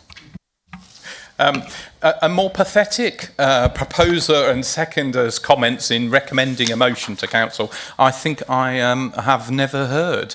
I mean, this is a desperate and sad attempt by the Unity Group to not show their deep divisions on this issue. The Labour Group, I look forward to them defending their policy that this government is bringing forward, and I expect you will not be able to sit there silently as you did on the last one, while on the winter fuel tax, while you voted it down here and then went outside and said, oh no, we're against it. You know how deeply unpopular this tax is, and the damaging effect it's going to have on our communities in rural areas. For Councillor Boatwright Green to be talking about pears and plums and not about the real issues that are affecting this in this policy and the damage and destruction it will do is appalling. We should throw this amendment out, see it for the scam it is, go back to the real thing, and then let's see where people put their money where their mouths are. There wasn't even crocodile tears I could see across the aisle this morning when those farmers were speaking. When the young farmer who spoke about being a fifth generation and the impact and the fact there probably wouldn't be a sixth generation as a result of it, that I looked across and I saw the faces. Point of order, Chair. I'm speaking. Thank you. Point of order. Point of order, Councillor Fry. Thank you. Under what section? On what? I'm speaking to the amendment. What point? Sorry, what point of order is it? Councillor Bayliss is covered, and the point of order on the amendment. It is not up to Councillor Bayliss to interpret our reactions to what we've heard. Stony faces, I'm afraid it didn't need any interpretation. I'm under no illusion. Stony faces took no interpretation, Councillor. Thank you. Thank you. Can we just get back? Right, Councillor Fry, can you tell me what point of order this is? What is the section that it comes under with the point of order? Respect of their personal comments. We took on board everything that was said. We took on board... Sorry, Councillor Fry, that's not a point of order, but thank you. Councillor Bayliss, if you could continue. Thank you. I'd be delighted to, Madam Chairman. What we've seen is a desperate attempt to wriggle on the hook because they know that they can't support the real motion, and it will show, and their electors will know this. And they will know that the rural spokesperson is going to vote down this motion. There's no getting away from it. This government has got it in for all of they are engaging class war, and this is part of it. Now, on the amendment, I've got two other speakers. I've got Councillor Clayton and Councillor Kent. Is there anybody else wishing to speak on the amendment? Councillor Hardman on the amendment. Anybody else? I've got Councillor Taylor. You've reserved your right. Is there anybody? Councillor Dormer. Councillor Warhurst. Councillor Cross. Councillor Allen. Councillor Chris. Councillor Alcott. Right. Thank you. So we'll go through it in order then. Councillor Clayton. Good morning, Madam Chair, and good morning, Council. And when we look at this amendment, and I cannot support this amendment because if you look at the third paragraph, it looks like it's already done. It's already been or going to be a done deal. Because when it says about imports of food from all around the world, and we don't even mention about the green agenda, of bringing his food to this country, which is going to be even worse than what we're trying to do at the moment. And I think this is just a filibuster amendment, and therefore I will vote against this. Thank you, Councillor Clayton. Councillor Kent. Gosh, I wish I'd had some time to prepare for this. I could have had 25 minutes. Unbelievable. I mean, we've listened to some incredibly emotional speeches at the start. I was absolutely moved. You know, to hear the damage this is going to do, this policy and this change. I'm afraid I'd hate to be sitting there where you are now. Unity Group. What unity? How have the Lib Dems got dragged down to the level of this despicable Labour government? How have you allowed yourself to get sucked into this? I mean, effectively, we've got now Labour councillors that are clearly going against government policy, which I'd like to put on record, because if they do support this motion, they're clearly saying they don't agree with the Labour policy route. But the best bit of all, I mean, the best bit of all of this is the motion's changed into being Council recognises the importance of inheritance tax. I happen to think that's the most abhorrent tax that has ever been created in the history of the world, to be honest. I mean, we are sorry. I mean, honestly, it is an appalling tax. Anybody that has earned money... One meeting, please. Anybody that has earned money has paid tax on it. They've already paid tax on it. I've always felt that inheritance tax is horrendous.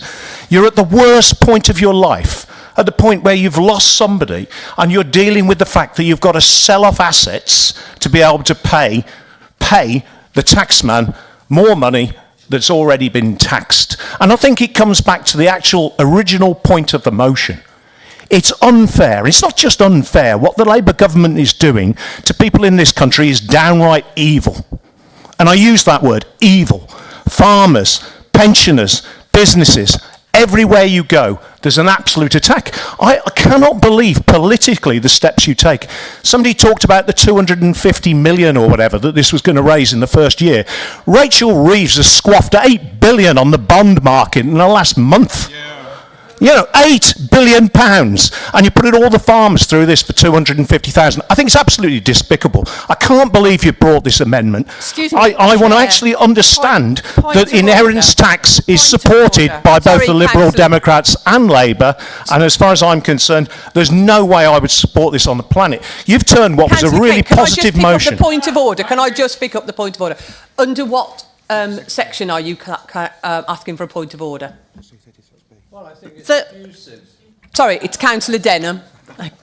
This is not the level of courtesy and debate that you requested at... That's not a point of order, Councillor Denham, thank you. Councillor Kent, if you want to continue. Yeah, I repeat, I think this... abuse and personal... Well, there's no abuse. I'm actually saying that I believe... Councillor Denham, I've already said we're not taking that as a point of order. I actually believe that inheritance tax is an absolute abhorrent tax. There is no way I'm going to support this amendment. I'm really surprised the Liberal Democrats are supporting it, because 23... You did another motion about support of the farmers. So for me, there's no way I'm supporting this. It's absolutely despicable, and really, I'd be ashamed if I brought this amendment. Councillor Kent. Councillor Hardman. Thank you very much, Chairman, and Happy New Year to you all. Just to move things along, I mean, I'm slightly disappointed that the Rural Affairs Labour spokesman has reserved his right to speak, because normally when he does speak, I find my mind wandering off onto other matters. But I do think this is a very important topic, because the basic drive of the amendment here, you know, addresses the fact that 50% of farms in this country made either a loss or a profit of under 25,000. But at the same time, we have institutions like the Royal London Asset Management Property Company, who have, in May, purchased the largest holding of prime agricultural farmland in this country through an offshore company in Jersey. I don't think the suggested changes that they're putting forward here are going to deal with that inequality as they see it. And I also think it's rather amusing that, of course, because Richard Udall's involved in it, he has to have a swipe at the Duchy of Lancaster and Cornwall. I think it's a great shame that this amendment came without any reference, I take any reference to the Conservative group, because I do believe that it was an opportunity here for the Labour Party to admit that they are getting this wrong. I understand what they are trying to do, which is to close a loophole, but by doing it, of course, what they are doing is they are attacking family farmers because they are trying to deal with institutions like the Royal London Asset Management Group or indeed James Dyson. And I think that it's incredibly dangerous for the Labour government to expect farmers to continue to manage our land and our landscape just, frankly, for the love of it. So the amendment will fail, and I think we should move on, Chair. Thank you, Councillor Cowardman. Councillor Taylor. Thank you, Madam Chairman. I'm trying to calm down a little bit, like Councillor Kent. I could get myself a little bit worked up about this, really. And the mention of mental health at the beginning of the amendment, I find it's absolutely disgraceful. I mean, one of the greatest things that farmers and anybody that works in the countryside has to put up with is rural isolation and the possibility of a suicide. It's one of the great problems that there is within the farming industry. I mean, farmers in the UK have got higher levels of mental illness than other professions. And then we have this disgusting tax that's coming in. And I do mean it's disgusting. I'm trying to calm down a little bit on that. It's disgusting. These people, it's their way of life. That's the thing. You could almost sort of say they're an ethnic population, that their way of life needs to be guarded. And when we've got a rural spokesman for Labour who happens to be an urban councillor, I must confess I do smile very gently and think, well, he's an expert on absolutely blooming everything. I would also agree with other councillors. This is not an amendment. I mean, who really recognises the importance of inheritance tax? Inheritance tax was brought in, I think it was 1694, to pay for the 9 Years' War. It's a war tax. It pays for wars. That's what it was brought in for. All parties, and I'll lump the Conservatives into this, carried on with it, and it's a disgrace. You work your entire life, you pay taxes, and you want to leave something for your descendants. And there is nothing more important than generational farmers. They live the life, they know what they're doing. This amendment is an absolute disgrace. And I'm ashamed that we're actually discussing it, and I'm ashamed it's been brought by a Worcestershire councillor. Thank you, Madam Chair. Thank you, Councillor Taylor. Councillor Dormer. Thank you, Madam Chair. I will be brief. A lot of people have said exactly what I was going to say. I do think the policy brought in by the government is absolutely disgraceful. But furthermore, I can't support this amendment on all the grounds that everybody's already said, but especially the poke at the royal family at the end, I think is absolutely disgraceful. You absolutely disgust me, the lot of you. Point of order, please, Chair. Under which section, please, Councillor Robinson? Point 21 on councillor conduct. Thank you. I just want to reiterate the fact that we all might disagree at this point, and we all might think that inheritance tax is wrong, inheritance tax is right, or different things. But I think personal remarks to people to say that it's a disgrace, that you're disgraceful to say it, and not in the spirit of what we've said at the beginning of this meeting, that we should treat each other with respect, that debate should be robust. And I don't believe this debate at the moment, when it's going into personal remarks about councillors and stuff, is again, it's meant to be, you just said it should be one person speaking at a time and you bemoan when other people speak over you. I don't believe that this debate currently is in that spirit. Thank you. Thanks, Councillor Robinson. I'll just take some legal advice. I guess it's just a general reminder under Members' Code of Conduct that councillors are all expected to treat all persons fairly and with respect. And at the moment, I don't think the debate has crossed the line. I accept it is a very, very fine line. In relation to the comments by some of the Conservative councillors about a direct attack on the royal family, my interpretation is we're talking about removing the exemptions to royal estates. I think that is perhaps, you could say, a legitimate comment for some councillors to make. You may not agree with it. I don't think it's making direct comments about personal comments about the royal family. So just a general reminder about principles of respect and fairness across the chamber. Thank you. Councillor Warhurst. Thank you, Madam Chair. I mean, this amendment enhances the labour class taxation that we've already seen in winter energy costs, and the farm tax. It's abhorrent, and it wants to segregate the royal family. The royal family. It completely misses the original motion, which we need to get to and talk about. I just want to remind, if farmland is taxed, values will go up exponentially and will continue to, which will be passed on in the cost of food to all residents and all people who tend to eat food on a daily basis. I mean, the opposition, Labour and the Lib Dems, are deflecting completely from this motion, trying to find excuses not to vote against their government's callous and evil tax.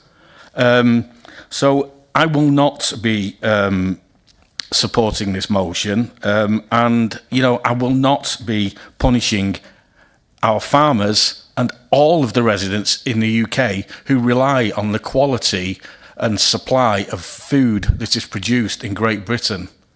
Thank you, Madam Chair. Councillor Warhurst. Councillor Cross. Thank you, Madam Chair. Lots of sentiment running high in this debate. I would just make the point that in the amendment, the mention is about removing exemptions of inheritance tax on royal estates. As I understand, it's only the monarch's estates that are currently exempted. So it's not about all the royal family and all the royal estates, but just the monarch's ones.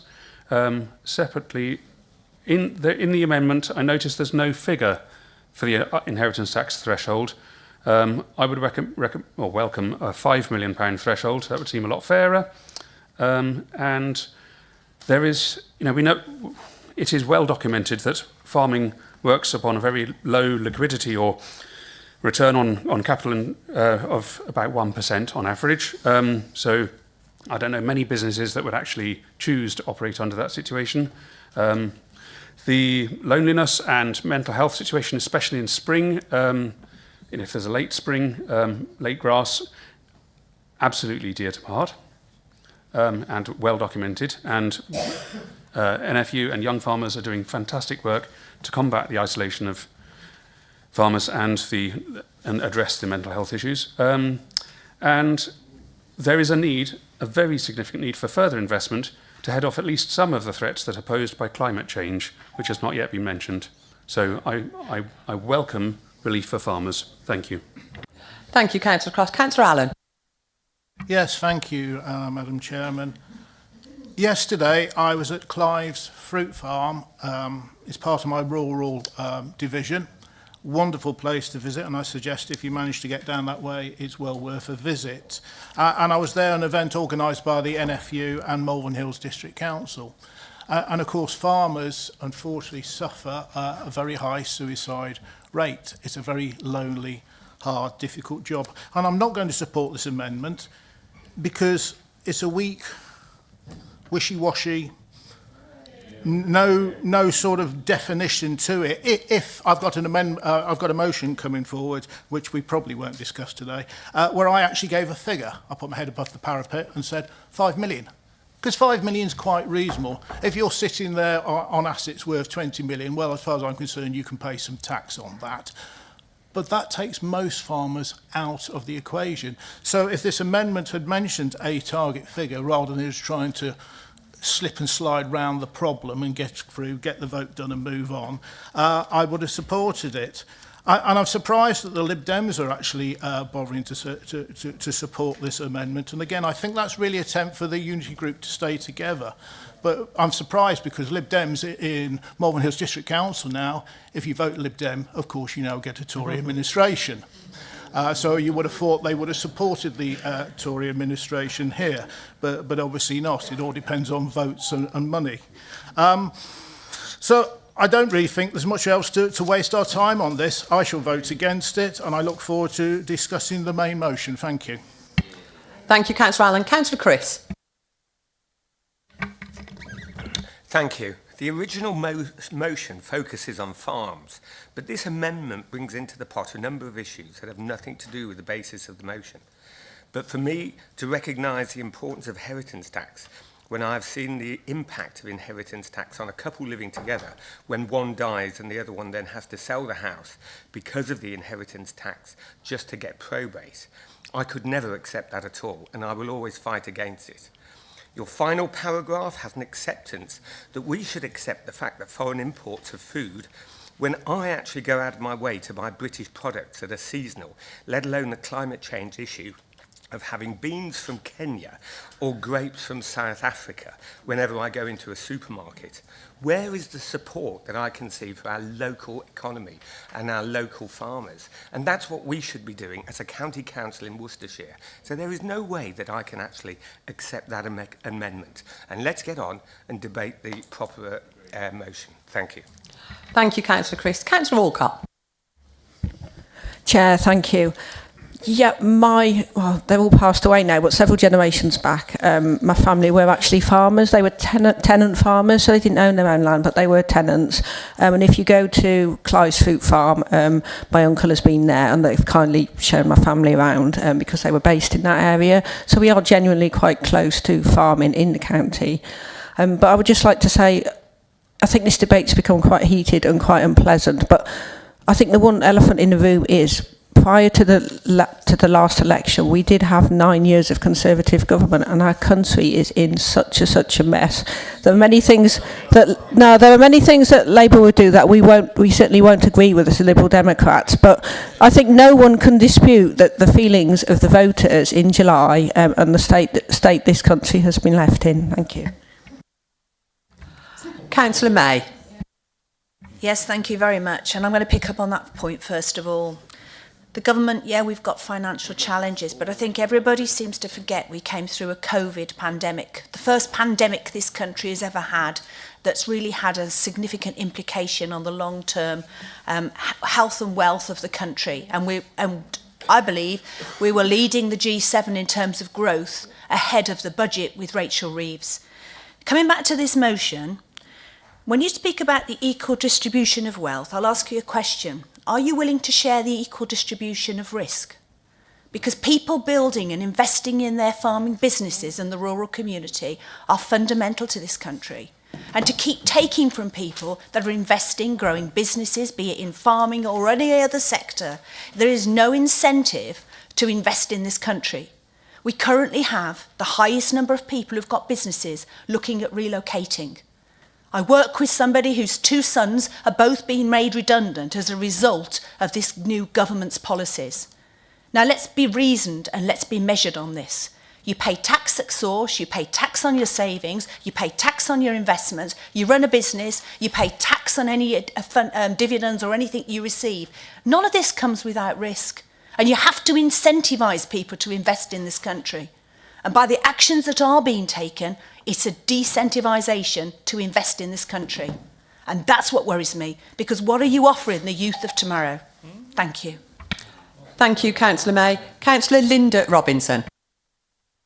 Thank you, Chairman. I'd just like to say that having seconded the original motion, which seems a while ago now, I'd just like to say that I cannot support this amendment, as I feel like it would just be gross hypocrisy. Thank you. Thank you. Councillor Akbar. Thank you, Chair. I will not repeat what has been said before me, but I'll just highlight a couple of points. The first one is this amendment looks like a typical example of the Labour's hypocrisy. The first line in the 3rd paragraph, it says, the Council recognises the fantastic work of the NFU And I will just like to quote one thing. Tom Bradshaw, president of NFU, he said, "It's been a disastrous budget for family farmers.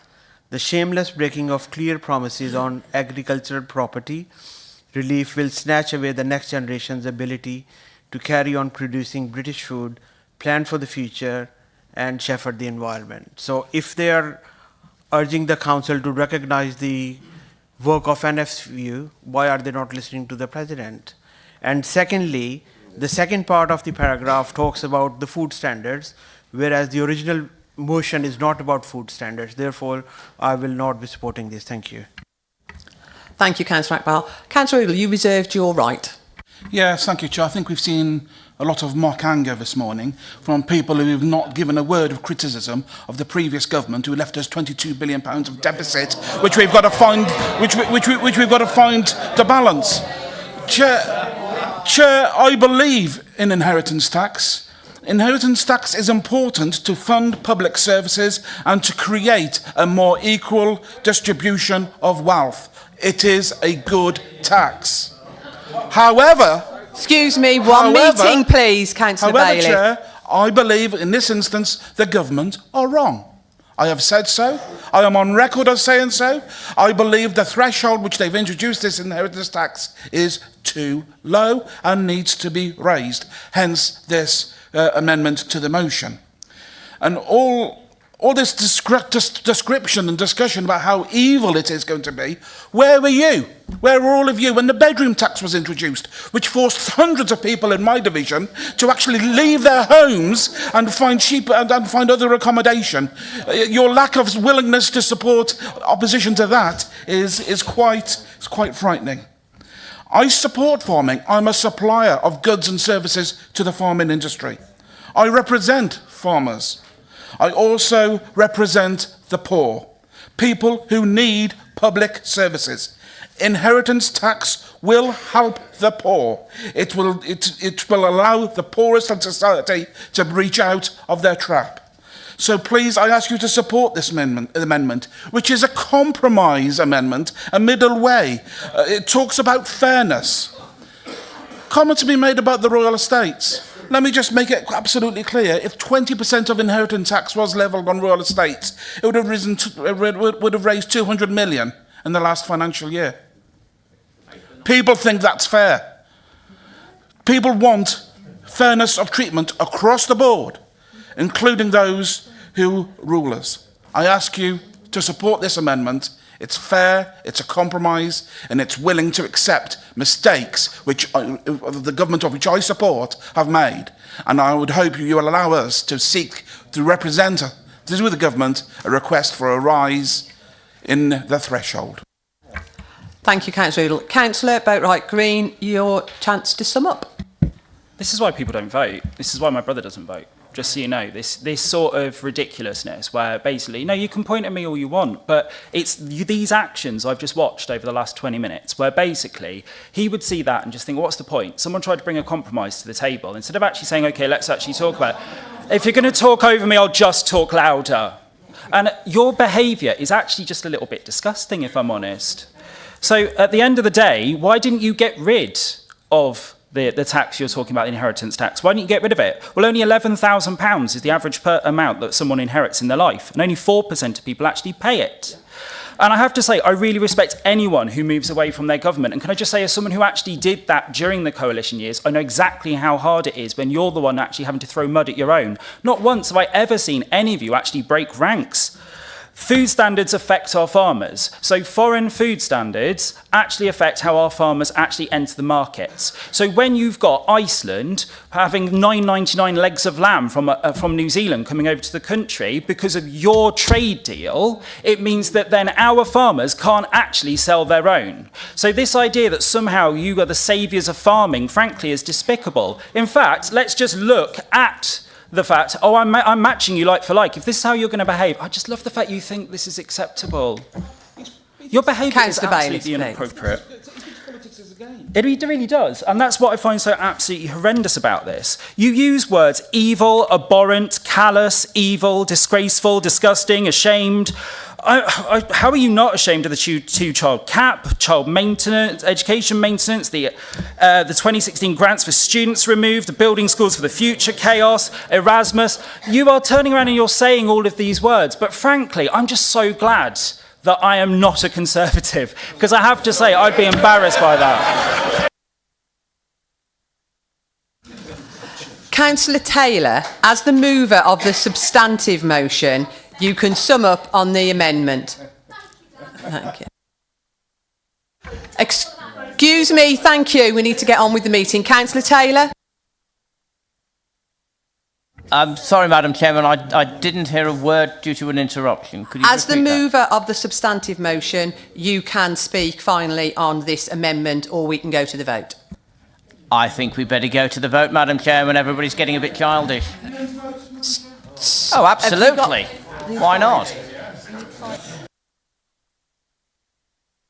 Have you got 5? 1, 2, 3, 4. Have we got 5? I'm only counting 4. Are you up, Councillor Boatwright Green? Yeah, fine. Thank you. A named vote.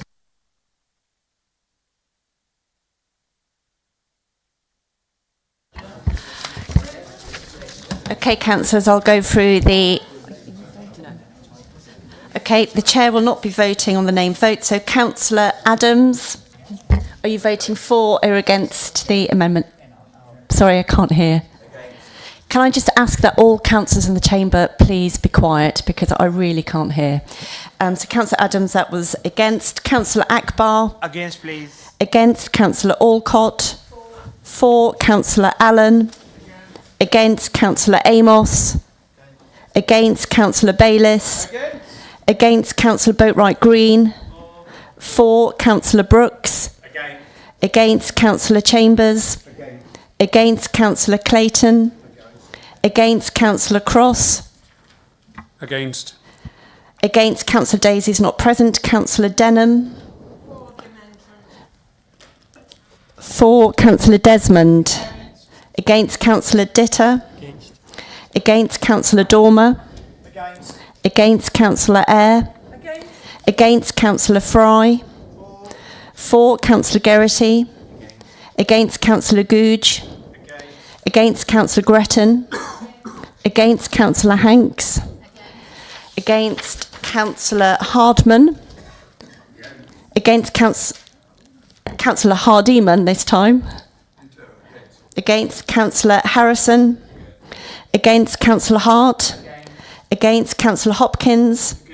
Against. Councillor Jenkins? Against. Councillor Kent? Against. Councillor Chris? Against. Councillor Luckman? Not here. Councillor McKay? Against. Councillor Mallett's not here. Councillor Emma Marshall's not here. Councillor May? Against. Councillor McVeigh's not present. Councillor Miller? Against. Councillor Monk? Against. Councillor Moorhead? Against. Councillor Morris? Against. Councillor Muir's not here. Councillor Nielsen? For. Councillor Richardson Brown? Against. Councillor Josh Robinson? For. Councillor Linda Robinson? Against. Against. Councillor Rogers? Against. Councillor Ross?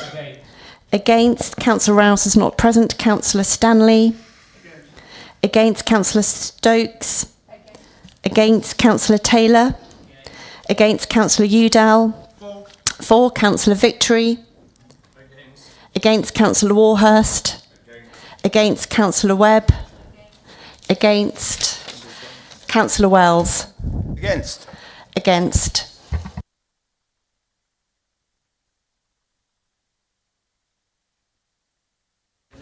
There is a clear majority against the amendment, so it is lost. And we now move on to debate the substantive motion. Now, I currently have speakers on the substantive motion as Councillor Clayton, Councillor Moorhead, Councillor Desmond, Councillor Rogers and Councillor Hardman. Thank you. So I will, if you can raise your hands, thank you. So we've got Councillor Warhurst, we've got Councillor Vic Allen, we've got Councillor Akbar, and we've got Councillor Miller, and we've got Councillor Chris. Thank you. Then we'll make a start. Councillor Clayton. Thank you, Madam Chair. You'd have thought that a number of Labour MPs would be arguing against this new tax, because that they should know how many farmers there are in their constituency that would be affected by these changes. It seems strange, as we well know, that one MP's family conveniently transferred ownership of the farm into a company and set up a trust for the children just 3 weeks beforehand, and will save them over £4 million. I think this must be the only farming family to think about this before the government announced it in Parliament, because Labour had said during the election they would look after farmers. Another broken promise. You would think that when the Labour government was putting forward any new tax changes, they would look at everything in detail and know how many farms and farmers this is going to affect, because they would want to know how much money they're going to raise with this new 20% income tax, because this Labour government is now saying it will only affect 500 farms. And yet the Farmers Union and other bodies are saying 70,000 farmers will be affected. And as we all know, just recently there was over 20,000 farmers protesting in London about this new tax and not being able to pass the farm onto their children to look after the land for future generations. I would like to remind members here today that when these farms have been sold off to pay for this inheritance tax, the consequences of this will mean farms will produce less food and our green and pleasant land will forever be changed for the worse, in my opinion. Thank you, Madam Chair. Thank you very much. Councillor Moorhead. Thank you, Madam Chair. Good afternoon. Is it afternoon, morning, Councillor? Disease, isn't it? God, that went flown by. Good afternoon, everyone. So, yeah, I'd like to acknowledge and support all that's been said so eloquently by the public speakers today. I'm not unsupportive of the principle of removing tax avoidance loopholes, but just as we have seen with the winter fuel allowance, it is a crude, blunt, and just lazy way of approaching these kind of things. It targets the few while punishing the majority with devastating effect that will be irreversible. We need to be clear that when these farms are gone, and they are not coming back. With the average age of farmers, the demise of this industry will be quick, with no one wanting to get into it now. I'm not sure any business case for a farm would get through Dragon's Den. You know, the government led the country to believe that they were pro-farming, yet they have just betrayed them in the worst way. The government also claimed that they are climate-focused, and we've had just one reference in the chamber around supporting climate. I'm not sure when we're flying even more food into this country, how that is going to support the climate. And you know, we've got a motion number 5 on net zero in Worcestershire to come up and debate. Forget it. You know, we were going to import food in levels that we've never seen before. Yet, of course, it will help the government's manifesto because it will free up an awful amount of the green belt. For building space, maybe that's the real plan after all. As a councillor that represents a rural area of Worcestershire, I've heard loud and clear from farmers how this will impact the people whose livelihoods put the food on every person's table in this room, and I fully support this motion. Thank you. Thank you, Councillor Moorhead. Councillor Kent. Thank you very much, Chair, and I speak on behalf of the group to support the motion and defend not just a policy or an industry, but the very lifeblood of our county, the 2,060 plus farmers in Worcestershire. And as we heard from the passionate and emotional speakers, and it affected me emotionally listening to the speakers this morning in terms of the way that this policy is going to affect them. And that these aren't faceless individuals or corporations or wealthy investors, but they're the hard-working families who've sustained our rural economy for generations. Yet they now face the cruel and catastrophic blow of a Labour government that's proven itself blind to their struggles.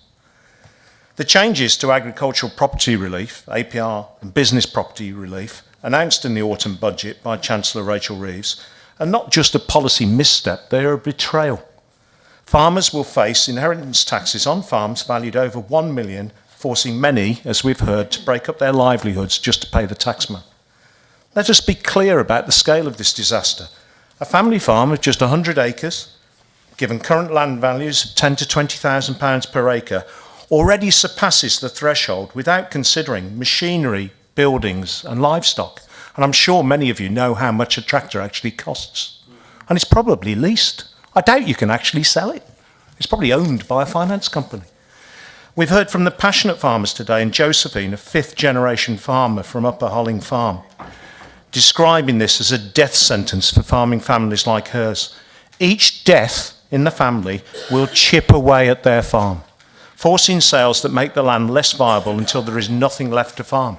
And it isn't fair, and I make no disgrace in saying it. It's evil. How can this government claim to protect small family farmers when their policies are driving them to extinction? Worse, these lands will not be bought by young aspiring farmers, but by large corporations, limited, looking to exploit tax loopholes. This isn't just the destruction of farms, it's a direct attack on our national food security and rural economy. And where is the Unity Group and the Liberals in all of this? Are they truly unified? Last year we had 2 motions come to council. One, to have a fire sale of all the farms and spend the money on solar panels. Yeah? And then in July, a U-turn in support of the farmers. Yeah? I mean, selling out farms to plug budget gaps for self-indulgent interests while championing policies that annihilate family farms is hypocrisy of the highest order.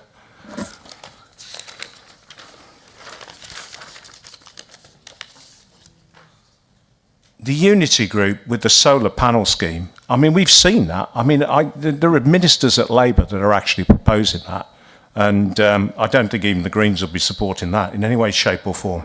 And they claim to be the party of sustainability while eroding the very foundation of sustainable local agriculture.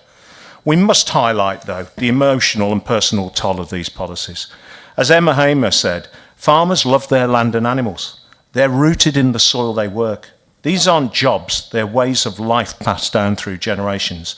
Yet Labour's poorly conceived policies reduce this to a cold financial calculation, ignoring the livelihoods, mental health and community bonds that hang in the balance.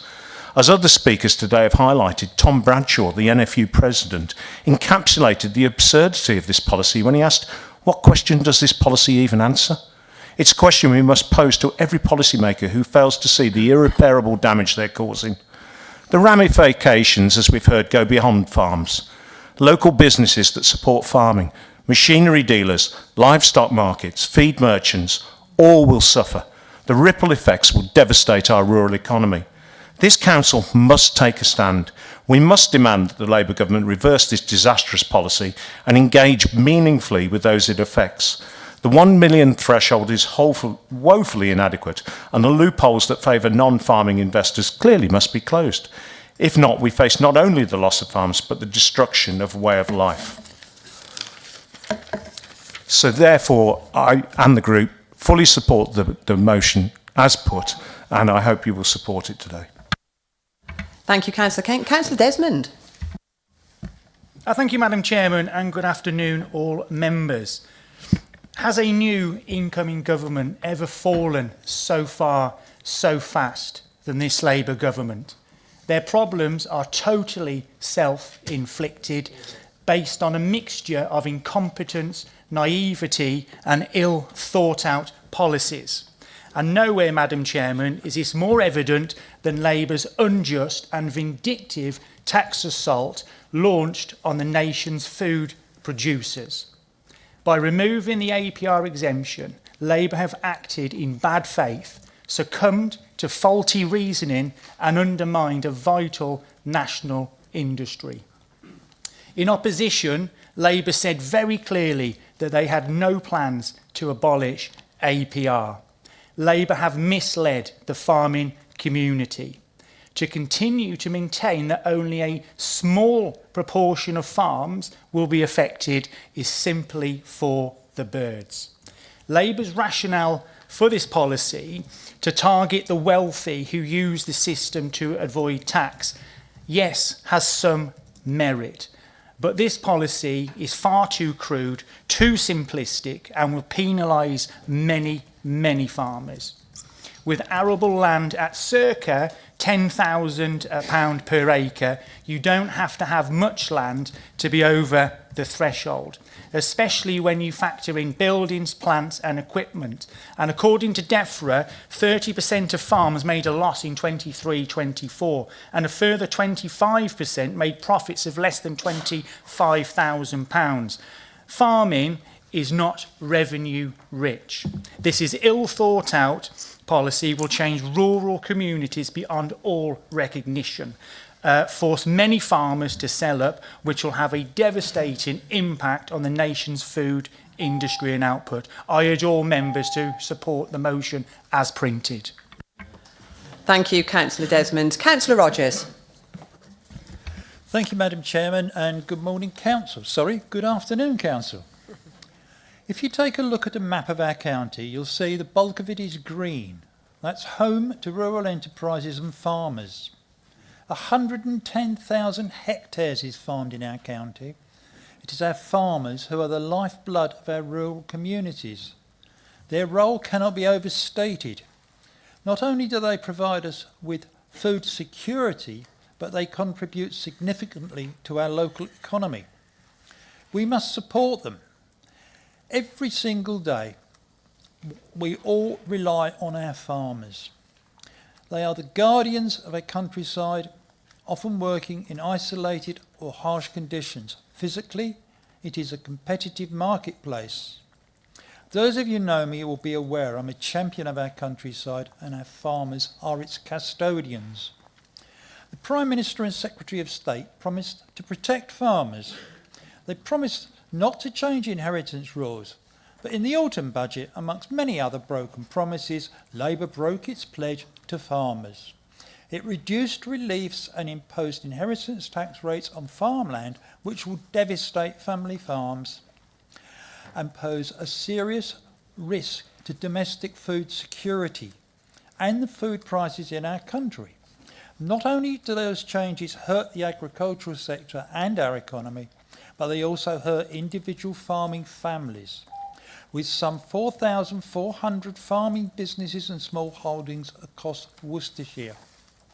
We must stand up for our rural counties and for our farmers. We must protect our countryside and the way our farmers have done for countless generations. I fully support this motion. Thank you, Councillor Rogers. Councillor Hardman. Thank you very much, Chairman. Yes, I mean, the farming community is facing, and indeed the rural community is facing, really tremendous challenges at the moment. In climate change, the constant raising of welfare standards, something I support, the changes in national insurance, which will, I think, change quite a lot of our horticultural sector around, to see whether it is indeed going to be self-sufficient. And if the government had been serious, rather than just engaging in a knee-jerk response to desperately try and raise revenue off a group that it perceives to be rich, well-off and easily able to afford it, it probably, as is its love of, it's got about 70 or 80 strategic reviews going on, it should have had a strategic review into land use. Because one of the issues that we are facing, of course, is do we trade off food security for energy security? There's been mention of this already. How do we embrace the commitments that the government have already made to investing in another 1 million acres of woodland? And if you add up all this, it basically means that they need to free up 4 times the size of Worcestershire to deliver the policies that they've already started on. So I'm of the view that, frankly, this isn't an accident or they didn't realise what they were doing. I think they're doing it deliberately. and to free up the land that they need for energy security and their desire to increase the amount of forestry there is in this country, they've decided to smash up family farms. Thank you, Councillor Hardman. Councillor Akbar. Thank you, Chair. I agree with whatever has been said before me. Farming is not a profession, it's a lifestyle. This tax is another example of government's betrayal, because just before the elections, the shadow DEFRA Secretary, Steve Reid, confirmed that Labour Party has no plans to change inheritance tax, including the agricultural property relief, which is APR, if it wins the next elections. And yet here we are. I think if the Secretary of State for DEFRA has got any integrity, he should resign immediately. I urge all members to support this motion, and I also urge for a named vote. Thank you. Thank you. Councillor Allen. Yes, thank you, Chair. I'm going to support this motion. The threshold has been set far too low, a bit like the pensioners' fuel duty tax. Too many farms will be lost. Generations of love, care and hard work will be destroyed with this unjust level of taxation. I believe the threshold should be moved upwards so that farms worth less than £5 million are excluded from this disastrous blunder. I think it's a fair level that I'm setting. The NFU economic analysis undertaken in conjunction with independent tax experts is very interesting. It shows that if you take the Treasury's own analysis, remove claims that were for fields, not farms, adjust for inflation and the fact that farms are subject to business property relief, as well as annual percentage rate, you'll find that 75%, not 27% of farms fall above the new £1 million threshold.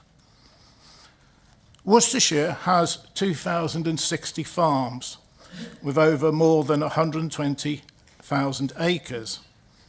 These generate £174 million for our economy, with a total of 5,700 odd jobs on farm.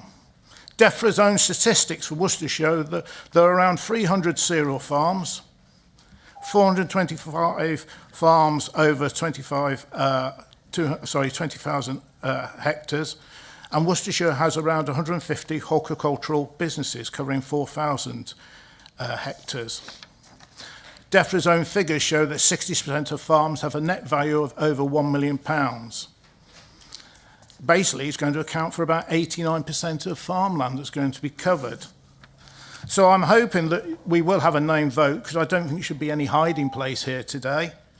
And I hope that everybody, including the Lib Dems and Labour, will actually support this motion, because we are representing our farmers in Worcestershire. Thank you. Thank you, Councillor Allen. Councillor Warhurst. Thank you, Madam Chair. I mean, a tax on farmland is a tax on food, in my opinion, and it's a tax that every resident in the UK will pay. I think we as a country, we should be growing, breeding and producing more, and our governments should be supporting and incentivising our farmers and smallholdings to produce more. We need more food production, less imports. We need to make sure that UK food is competitive. And we should, as an aside, be taxing food imports to generate more interest in our own products for farming. We have to allow our custodians of this beautiful British countryside, the farmers, to pass on that land, simply to protect farming and simply to protect the green belt. We should not be forcing our farmers to sell their land to pay a tax bill. It will work against us over generations to come. We'll end up with, in my opinion, solar farms housing battery storage facilities, etc., where our great British countryside once stood, and we'll be bringing our food in from all different parts of the world because we're no longer able to sustain our food production. I mean, I think locally, if every time a farmer has to pay the land tax, the land eventually will become non-viable over generations for food production, at least, maybe for housing, maybe for solar farms, and we just cannot allow it. And I honestly believe that the Labour members within this chamber, they cannot vote against this motion. Surely they see that their government have got this wrong. They've got it inherently wrong. It's ill thought out, it's rushed. We need this government to rethink this silly decision. They cannot punish our farmers. They cannot risk losing our farmlands. Thank you, Madam Mayor. Chair. Oh, you've upgraded me. Thank you, Councillor Warhurst. Councillor Miller. Thank you, Chairman, and good afternoon, everyone.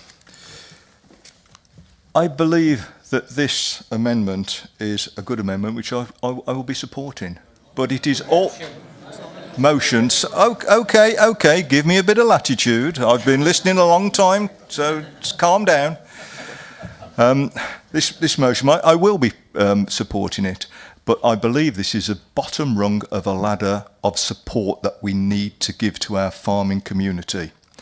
This goes wider than just Worcestershire. Our farming community, we owe them a great debt to how they have looked after this country, how they have shaped the land, and how they have looked after the biodiversity and reduced the carbon footprint in many cases.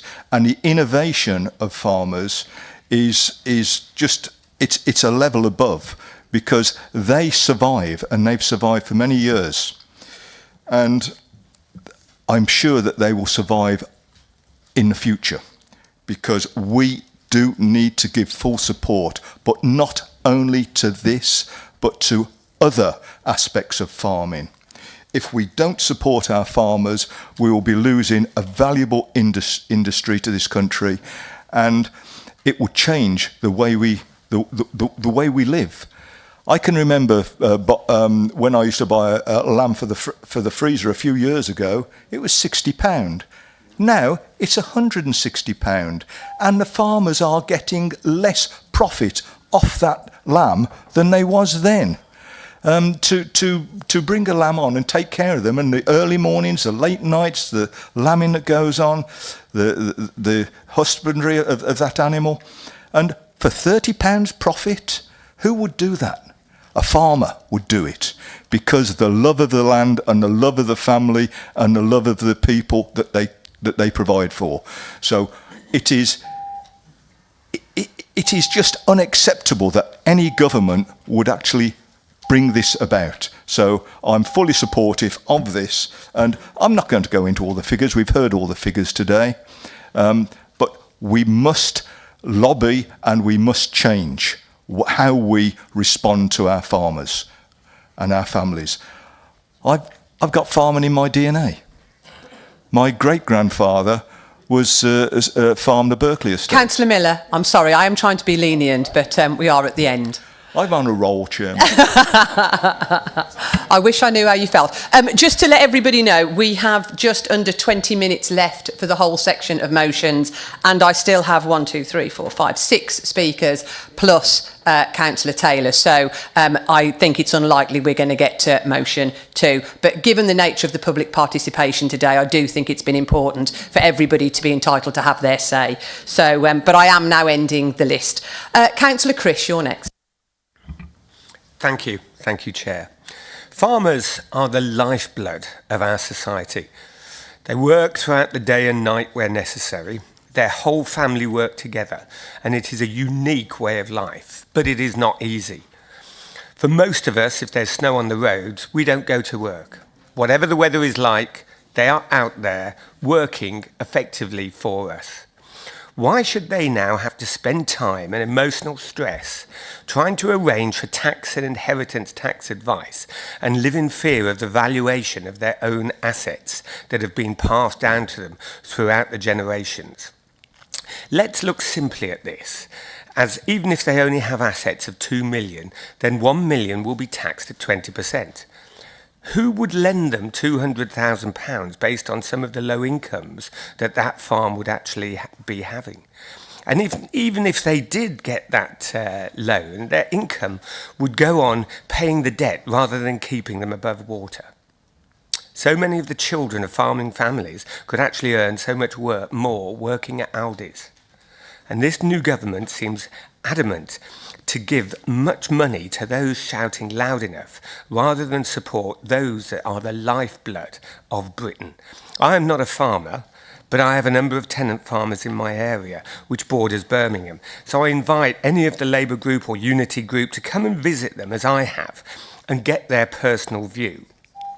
They have had to diversify just to make ends meet. And so any additional taxation would actually finish them. So I would support this motion all the way. And I would hope that those listening to this on the Unity and Labour side will also support it, because it is done in good faith. Thank you. Thank you, Councillor Chris. Councillor Dormer. Thank you, Madam Chair. So I'm speaking in support of the motion. I think it's a disgrace what the Labour Party have done bringing this forward.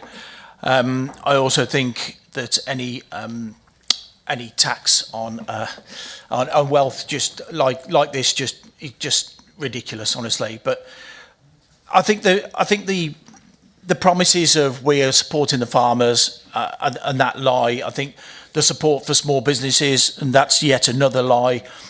Supporting the pensioners, we won't touch winter fuel allowance, that was another lie. We won't raise taxes, we know all of that's coming. I think realistically this whole event has been an attack on anybody who doesn't vote for Labour. And that's how I view this. It's an attack on anybody with wealth, any aspiration. If you show aspiration, then this is an attack on you, in my opinion. So I think we have to look as well at the MPPF and the changes that the government have made at that. This, I think, is their way of attacking the green belt stealthily to put housing in areas where realistically we shouldn't be building housing. So this will force farmers to sell land, developers will buy up the land, councils cannot reach their housing numbers, they'll all be open to aggressive applications, and developers will get exactly what they want. This will just erode our green belt, and it's doing it in a stealthily way by undermining the farmers and making them sell land. I think it's a disgrace. Thank you, Councillor Dormer. Councillor Stokes. Yes, thank you, Madam Chairman. I've listened intently to the debate today, and I was hoping to get to notice the motion 4 regarding the slurry tax. And I do believe there was a lot of good information that we learned when researching the grants for the slurry infrastructure grant, and it is actually now being held back. So I do need to actually say thank you to the farmers. It's absolutely a remarkable service that you provide to Worcestershire and to this nation. And to Councillor Kit Taylor for actually reminding us that our breakfast, lunch and dinner and supper is actually provided for by the people sitting in this room. And that's really important for us all to remember. The learnings from the notice of motion in number 4 advise that the third round of funding for the slurry infrastructure grant is actually being held back by Labour. And it's these type of funding streams that the farmers do actually require. So I'm trying to blend in the learning of that notice of motion, which I did actually support and was trying to bring together for you, because I do think it had a lot of good points, and Labour, in their usual manner, or what's perceiving to be their usual manner, have just tranched another funding stream for their farmers. So I would just like to go on record and say I support the farmers, and thank you very much. Can I just remind councillors that we are debating motion 1? I do like a sly approach, but Councillor Boatwright Green.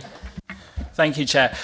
We've sort of skirted around this one, but I just want to kind of raise it in that in terms of land costs and land prices in the UK, they vary massively from where you are, and especially where we are today. I think starting to band kind of numbers around, I think, is something that I have a real kind of concern about. The threshold is always going to be problematic in places like Worcestershire, Gloucestershire, Warwickshire, where our land is more expensive because of the opportunity to develop it. And it's something that I know that our local farmers have real concerns over. While they're trying to actually farm the land, there are additional pressures. And I think this is something that I think we all need to kind of be mindful of. Actually, as inflation goes up and as land prices go up, there is going to be additional pressures onto our farmers that might not happen, and this is just purely from personal experience, in, say, somewhere like Northern Wales, where you've got granitic rock underneath and you can't actually build on it. And I just feel like this is something that actually everybody needs to address, because for the last decade, I've not heard anybody talking about kind of the fact we need to build at homes, but also the pressure that puts on our farmers. And that's across all governments, all councils. No one seems to be talking about that, and I think we really need to open up about it. Thank you. Councillor Bayliss. Thank you, Madam Chairman, and I'm conscious of the words of the monitoring officer in our ears about the gentle reminder to stay on task. But the reason we have this tax, according to the government, is because they have got to fill a fiscal problem. So I think it's perfectly relevant for us to say, well, have they, and have they been honest about this? I took a close interest in what Labour said at the election, where they clearly said they had a fully costed plan. Remember, Rachel from Accounts said they have a fully costed plan. No need to increase taxes, she said. We won't increase national insurance, Starmer said. Fuel bills will fall by £300 per household. They fail and refuse to repeat that now. And that growth would be their number one priority. So I think, that was what was the manifesto promises. Those were constantly promised. What have we had since? We have no growth, nothing in July to September, nothing, actually contraction in October and November. And if you speak to most economists, not from Rachel from Accounts, but real ones, they all tell you they think we're already on the verge of a recession. We've got rising inflation, we have rising unemployment, falling numbers of vacancies, and debt costs are at a decade-long high as a result of this. Now, we have, as a result of... Councillor Bayliss, we've got a point of order brewing, and I imagine it's going to be on... Relevant. Can we stick to motion number one, please? I hear your words, but they are relevant. I mean, we've just had a discussion, a very interesting one, from Councillor Boatwright Green about granite rock. My relevance here is that we do not need... Point of order. Your point of order. I give way. Point of order under section. Councillor Denham. Oh, I'm not good at quoting sections. What? Sorry. 31B. Then we have had this conversation before. I mean, I think we've made the point. I think the point you're going to say. This speech, sorry, I think we're done. We know what you're going to say, and we have already taken that up. Councillor Bayliss, can you please stick to this motion? Yes, Madam Chairman, I always listen to your words. This policy is wrong-headed, but it was also brought upon the government by its own actions, and that is my point in talking about the wider economic conditions. They are forcing this upon the country. They're engaging in class war. Farmers are just the latest in the categories of anti-Labour voters who are getting what they think are their comeuppance. Farmers have got the inheritance tax. Pensioners have had their winter fuel taken away from them. Businesses are facing national insurance rises. Together, these are the policies of this government, and they are an attack on every part of our society, and I absolutely oppose them. And today's motion, I will be happy to support. Thank you. Councillor Hart. Thank you very much indeed, Madam Chairman. I wasn't particularly going to speak in this debate, but Councillor Udall, I'd be very regretful if I were to let you and other colleagues down, so I will. And I do represent the Chancellery division within Wyre Forest, which is really a division of two halves, but a huge part of it is rural, and there are many, many farms, and I was very pleased that the farmers, particularly from Chaddesley Corbett, went down to London as a result of the nationally organised demonstration by the NFU. And I do think that farmers are the next in a long line of those taxed by the government, and there is a pattern of behaviour here since July. You know, first the pensioners attacked, then hard-working parents who send their children to fee-paying schools are attacked, and employers are attacked with the additional national insurance contributions. And really, this is yet another attack on the hard workers and the strivers. I'm, as you will of course know, I'm not a farmer. I don't look like a farmer. I don't think, unless others tell me differently, or certainly my parents, that I'm related to a farmer. But I have a huge amount of respect for what they do in our rural communities.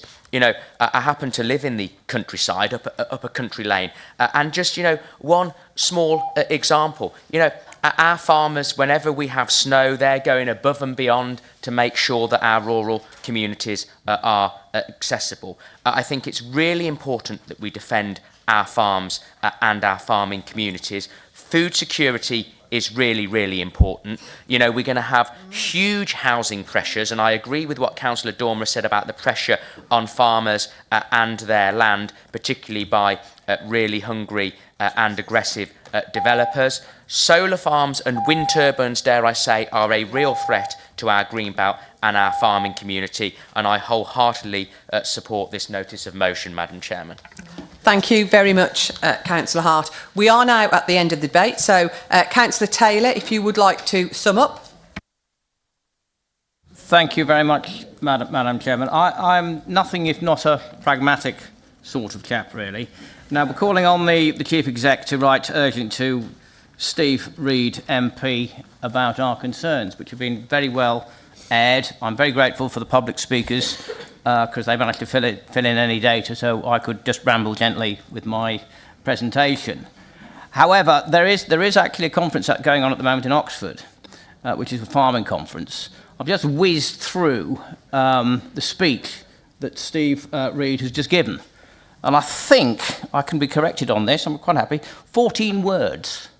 That's all he put in there to acknowledge that the farmers had actually gone down to Westminster to protest this tax. 14 words.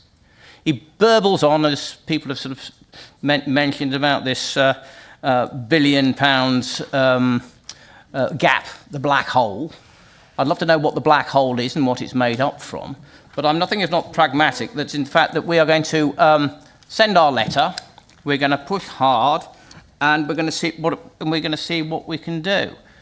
The trouble is also the record of the Labour government is the fact that they are little bit. Let's sort of say they don't seem to know what the truth is.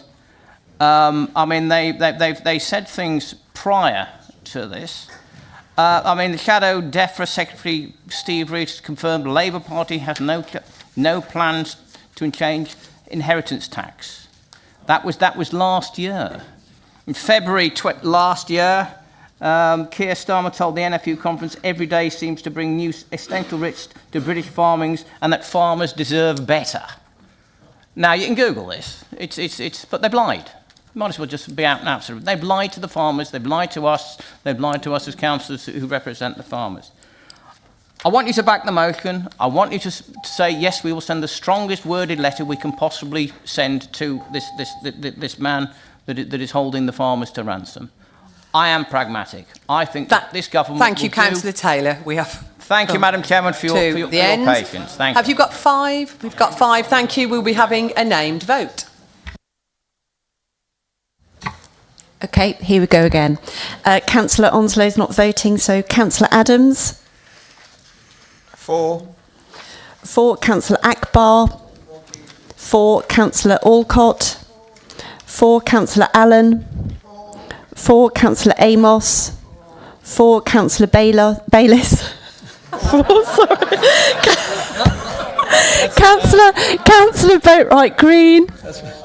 Sorry, 4. Councillor Brooks. 4, Councillor Chambers. 4, Councillor Clayton. 4, Councillor Cross. 4. 4, Councillor Daisy's not present. Councillor Denham. Against Councillor Desmond. For Councillor Ditter. Councillor Ditter. For Councillor Dormer. For Councillor Eyre. For Councillor Fry. Against Councillor Geraghty. For Councillor Googe. For Councillor Gretton. For Councillor Hanks. For Councillor Hard-Eman. For Councillor Hardman. For Councillor Harrison. For Councillor Hart. For Councillor Hopkins. For Councillor Jenkins. For Councillor Kent. For Councillor Chris. For Councillor Luckman's not present. Councillor McKay. For Councillors Mallet and Marshall not present. Councillor May. For Councillor McVeigh not present. Councillor Miller. For Councillor Monk. For Councillor Moorhead. For Councillor Morris. For Councillor Mew not present. Councillor Nielsen. Against Councillor Richardson Brown. Councillor Richardson Brown. Oh, sorry, gone. Councillor Josh Robinson. For Councillor Linda Robinson. For Councillor Rogers. For Councillor Ross. For Councillor Rouse is not here. Councillor Stanley. For Councillor Stokes. For Councillor Taylor. For Councillor Udall. Against Councillor Victory. For, Councillor Warhurst. For Councillor Webb. For and Councillor Wells. For. That is a clear majority and the substantive motion is therefore agreed. Thank you. As with precedent motions not put to debate today, they will be debated at the next council meeting. We are now going to go to lunch. Can we please be back at 20 to 2? Thank you.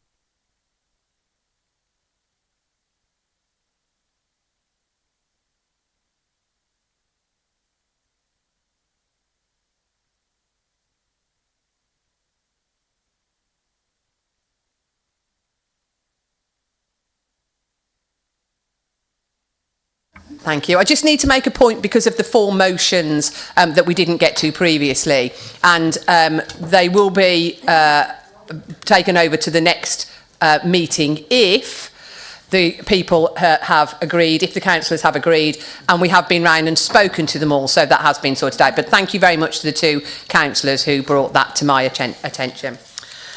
Thank you. Agenda item number 8, reports of the Cabinet members with responsibility. Cabinet member with responsibility for adult social care. Please turn to pages 51 to 58 for the report of the Cabinet member with responsibility for adult social care. Members are reminded that there's a maximum of 30 minutes set aside for questions and answers on the report. Can I therefore ask that questions and answers be as precise and to the point as possible, please? I will now ask Councillor Richard Morris to present his report and then invite questions from members on a section-by-section basis and ask that members indicate. I will take 3 questions at a time before asking the Cabinet member to respond. Councillor Morris. Thank you, Chair, and well done on trying to get a speedy go on the afternoon. Afternoon, everyone. Thank you for the opportunity to present the Adult Social Care Report. I'd like to start by thanking, but he's not back in yet, so please do tell him, Councillor Hardman, for all his brilliant work prior to me taking the role on, and I really know that I had big shoes to follow.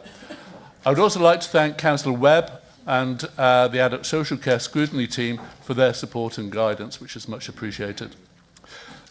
As you will know, I took over the Cabinet responsibility in May, and have embarked on trying to understand all areas and speak with as many members of staff as possible that fall under this Cabinet position. I've met with social workers, attended team meetings, learning disability, mental health teams, sat with our adult front door, visited day centres, assisted and supported living centres, and met with partners such as Worcestershire Association of Carers, St Richard's Hospice, Speak Easy Now, Health Watch, Age Concern and Sight Concern. Age UK, sorry. I've sat in on weekly adult social care panel meetings to review cases and costings, and in summary, I can say that we really do have a fantastic workforce that is people-centred and finding solutions, but with a clear knowledge of budgetary conditions. They are enthusiastic for continuous improvement and seek more effective ways of working to deliver better value results. Some of the case studies make you aware of the importance and the diversity of the work that we get involved in, such as a 50-year-old individual who has brain damage as a result of a motor accident and needs round-the-clock care. An 85-year-old who lives at home, self-funder, but their money is running out and we need to provide a solution ongoing. 83-year-old dementia sufferer lives at home but subject to coercive behaviour by a neighbour, so needs temporary care until the police can resolve the coercive issue. 30-year-old autistic who has suffered a stroke and needs 24-hour care. And a young gentleman in supported living who has very challenging behaviours, has cerebral palsy and uses a wheelchair, but needs a location without stairs and has to have one-to-one care. And at the moment he's climbing the stairs and descending them at his own risk. So we need to find the bungalow to care for him. We know that we're subject to increasing demand and a market with fewer choices in terms of suppliers, resulting in higher costs to the council. We do not take this lightly and will continue to look at improvements whilst lobbying national government for support. And it's kind of a shame that the second motion wasn't covered, because that really has exacerbated the situation in terms of the national insurance and the living wage. And all our providers are saying now that they're going to have to put prices up. That to us could be a further £10–12 million in terms of adult social care in already a highly difficult situation. I would like to thank Mark Fitton, Kerry, Rebecca, Hannah, and the great support from Public Health and our wider team for their terrific effort and work. I'm pleased to accept any questions. Thank you very much, Councillor Morris. So, starting on page 51, have we got any questions on overview of adult social care? Thank you. Councillor Hardman. Thank you very much. And can I just thank the Cabinet member for his very kind sentence in the first paragraph. But the question I want to ask him is in his overview of adult social care, I don't believe he mentioned the government's forthcoming review, chaired by Dame Louise Casey. I, for one, and I'd be interested to hear his views, think it's absolutely ridiculous for the government to set a timetable for this review to report back. After we've had 13 reviews, this is with the Dilmot review, I was almost a boy when that was published. Or I felt younger, perhaps. You know, to take 3 years to go over ground that various reviews have gone over for, 14 times is absolutely ludicrous in my view. I'd be interested to hear his views and what he intends. Thank you, Councillor Hardman. I'll just take another couple of questions. Councillor Webb. Thank you, Madam Chairman. I haven't got a question, I've just got an overall comment. Thank you to Councillor Morris for your first Cabinet report and thank you for being supportive to our committee members for the overview and scrutiny panel. It certainly is challenging times, but we are fortunate in the officers that we have to work with. It's always difficult taking over from a councillor like Councillor Hardman, who is very experienced in adult social care, but you're doing an excellent job to date. We have a few new strategies in place now which will improve our services for our most vulnerable residents in Worcestershire, and we look forward to scrutinising these in the future. Thank you. Thank you, Councillor Webb. Is there any other questions? No. Thank you. Councillor Morris, so you've got, I think just Councillor Hardman, because I don't think Councillor Webb's was a question. Thank you, Chair. Yeah, Councillor Hardman, I totally agree with you. Yeah, the report has come out, and we knew that they would make an announcement on adult social care. They had to. But to put it back into the long grass and almost nigh to the next election, when we know what happens when we come around to elections in adult social care, yeah, is a travesty. With the majority they had and the timing of right at the start, they had the opportunity to make a significant difference, and they've failed. The review, though, we have to engage with it and take it on board. And I would guide everyone to look at the report from the CCN, the County Council Network, who have already responded to the government, and I think really put some good quality into that approach that they're looking to take, and we've actually input to it as well. But Martin Stead, who is the adult social care spokesperson for the CCN, says, sorry, bear with me, I'll just do the summary part. Importantly, we're concerned over the timescales announced today, which mean that vital changes will not be introduced for at least 3 more years. With adult social care under significant pressure at the moment, the system is likely to deteriorate further by 2028. So it is imperative that next year's spending review provides long-term resource for councils to stabilise the system and ensure that the preventative focus of this review becomes a reality. Otherwise, the National Care Service could fail at the first hurdle. And that is the critical point. With the demand forever increasing, with people living longer and the needs changing rapidly, then we have to have a solution. Otherwise, we cannot function further. So I too will add any weight, and I've got quite a lot of weight, to the response to try and see if we can get a faster solution. But they had the opportunity, and unfortunately put it into the long grass does not work. We know that. But thank you for the question. Councillor Webb, I really appreciate your comments, and I enjoy working with you and with your scrutiny team. I find them very positive meetings and very helpful in giving knowledge and reviewing what we're doing. So thank you. Thank you. Page 52. Any questions on summary of demand? No? Page 53. Any questions on areas of change? Councillor Hardman. Sorry, Chairman, this is my show, but as you know, I'm very interested in this area. In paragraph 12, he references the Care Quality Commission inspections. I was wondering if he had any updates on how the preparation was going for that, because certainly it was one of the areas that wouldn't say kept me awake at night, but I was interested when they did come, and I understand that I don't know whether we have any indication as to when they're going to come, because I know they've just inspected Gloucestershire, and I think their report comes out next week. Thank you, Councillor Harman. Councillor Nielsen. Yes, thanks very much, Chair. Thanks for the report. Just interested in, obviously we have an ageing population. We want to keep people out of care as much as possible. And what are the measures in terms of areas of change that are ongoing in the county to help older people stay at home, remain healthy as long as possible?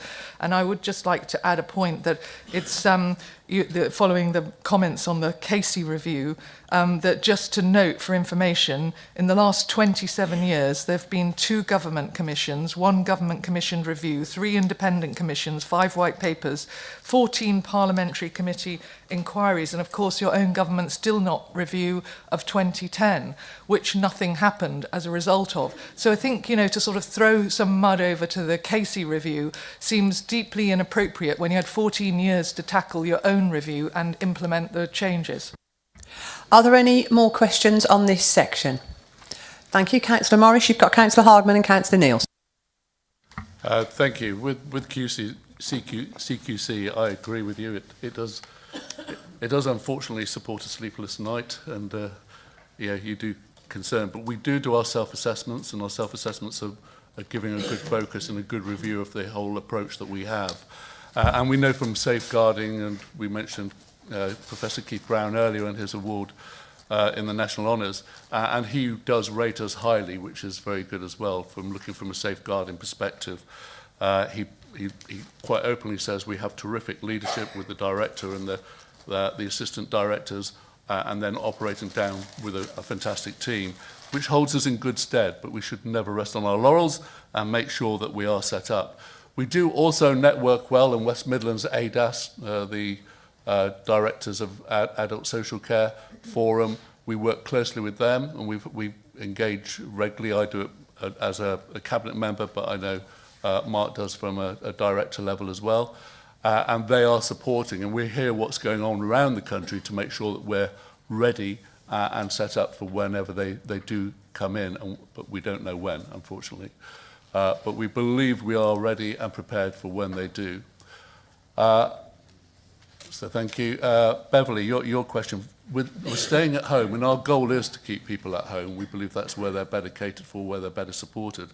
And it is working very strongly with partners in that way. Worcestershire Association of Carers that I mentioned earlier, but indeed the voluntary service in terms of the work they do and making sure that we can support wherever we can.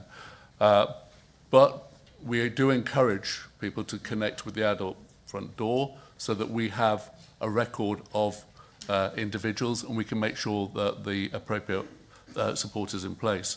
And something that we do operate, which came to light with me taking the role on, that I don't think we're all aware of, is our tasked team.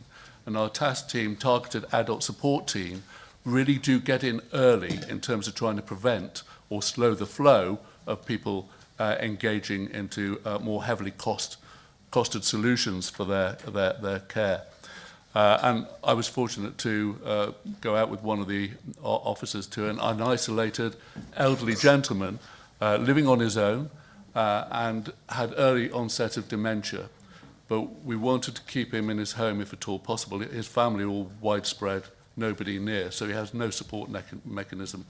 But what the young lady did, our employee, she made an assessment. She could see that he had a guitar on the wall, that he liked art and everything. And what she did was engage with the local community and find groups that he could go and utilise. So he joined a ukulele club, he joined a choir, and he now has a fulfilling social life. And that would have not happened without our intervention to try and slow the flow and to try and put something positive. I have to say we work public health support brilliantly with 2/3 of the budget on providing it, but then adult social care the other third. So it's a partnership across our county network to provide that solution to try and help.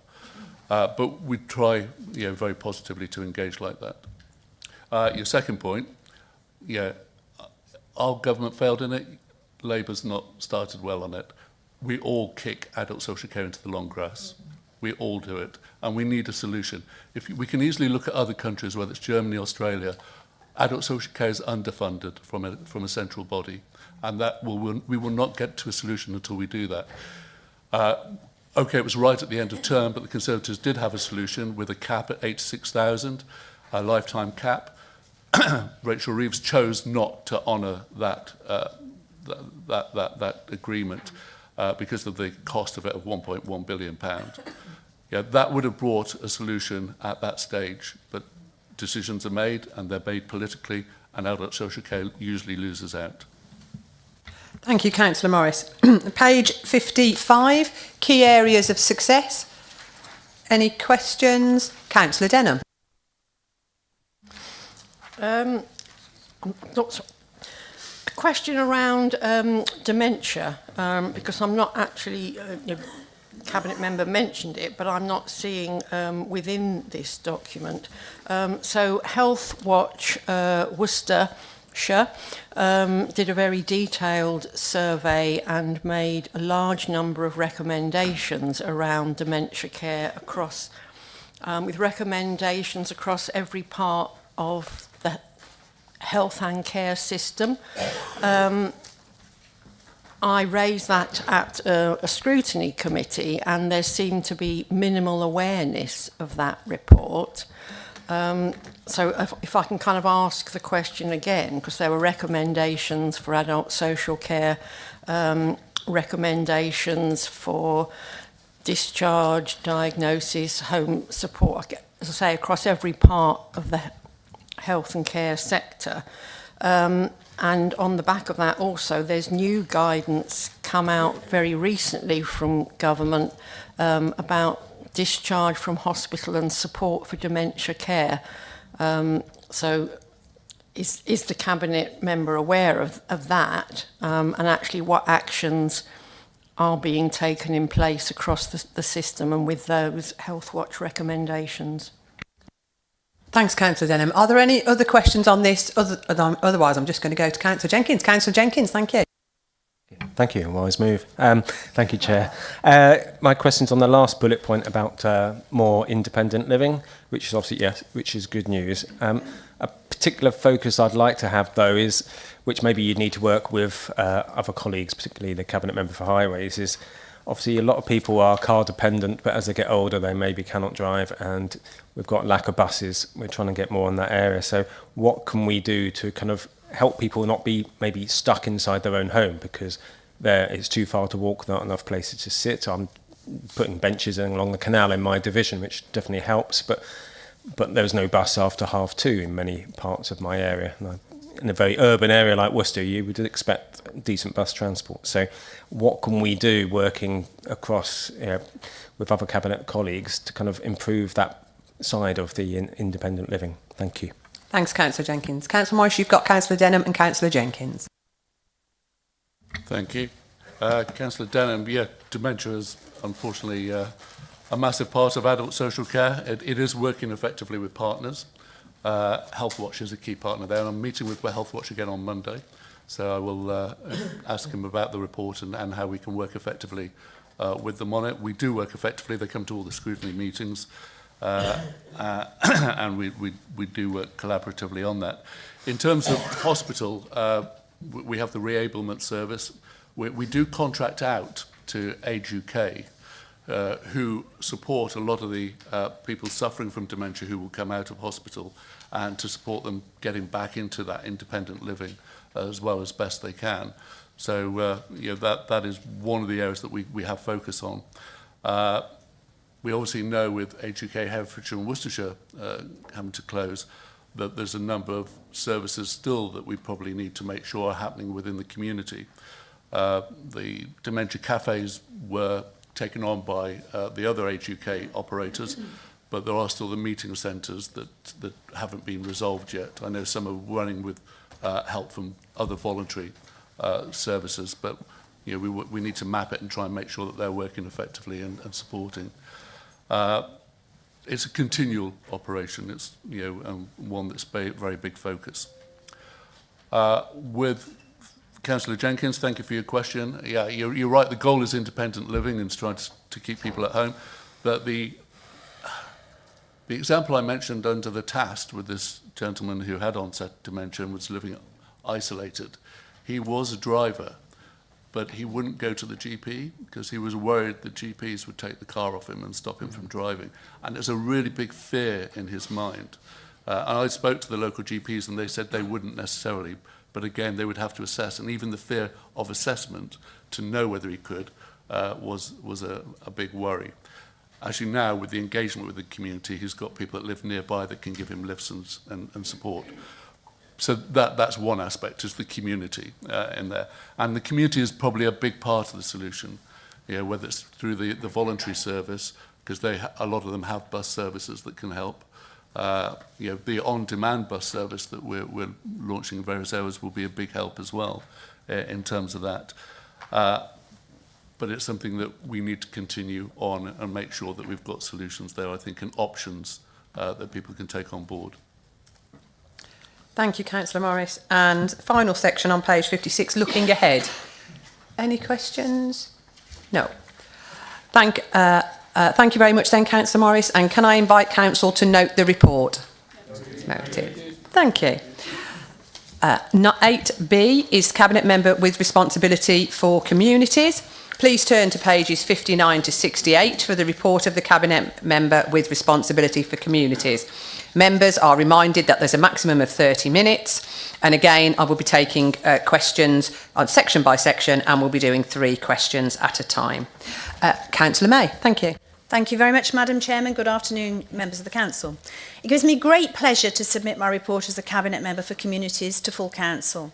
I'm pleased to update you on the ongoing work and initiatives within this portfolio. Before I get started on that, I'd like to say a sincere thank you to the gentleman on my right-hand side, Councillor Hart, for the work he did up until May, and he left it in a very good state. So thank you for that.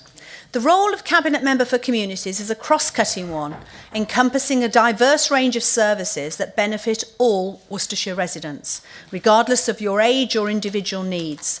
From libraries, museums, archives and archaeology services that enrich our cultural life and preserve our rich and diverse history, to registration and coroner services that provide vital support during key life events. The breadth of this portfolio is vast.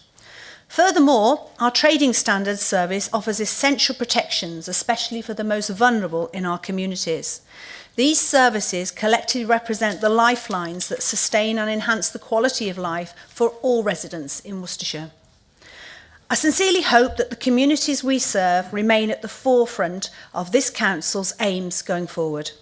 The importance of investing in and supporting our communities cannot be overstated, as they form the foundation of a vibrant and resilient Worcestershire.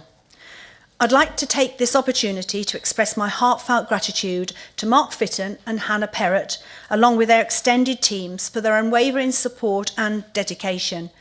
Since taking on this role in May, their assistance has been invaluable and I'm deeply grateful for their contributions and support. Members, I'm happy to take questions. Thank you. Thank you, Councillor May.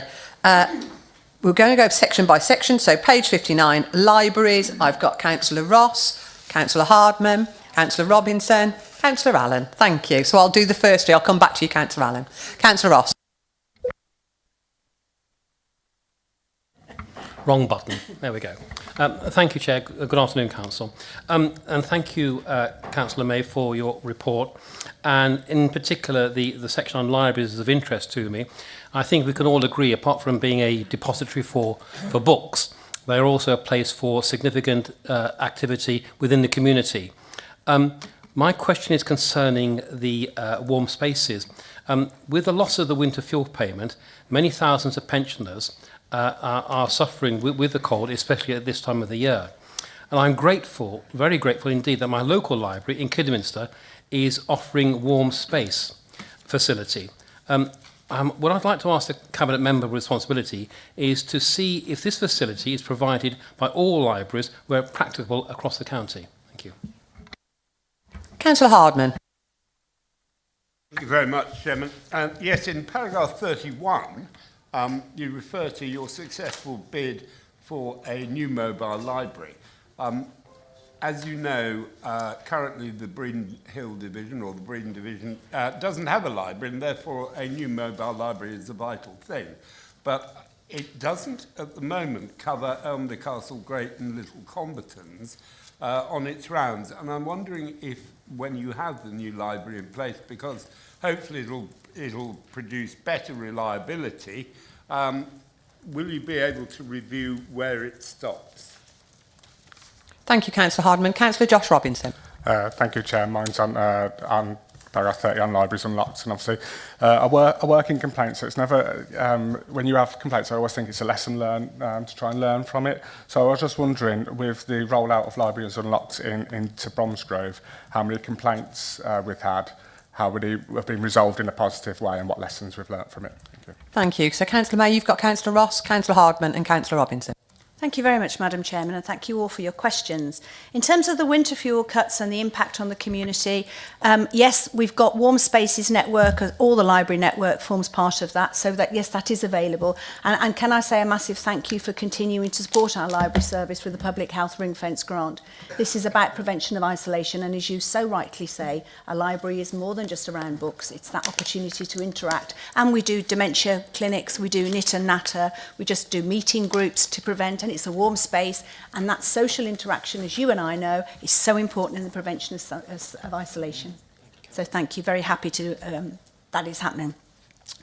In terms of the new mobile library, we will be reviewing all the routes, Councillor Hardman, so thank you for the question. It's really important that we hit the right place, and with an efficient bus driving around, hopefully it will get there, and I'll take my travel quell to go on board, because I get very travel sick on a mobile library. Don't ask me why. But yeah, it's a wonderful offer, and yes, we will be reviewing it.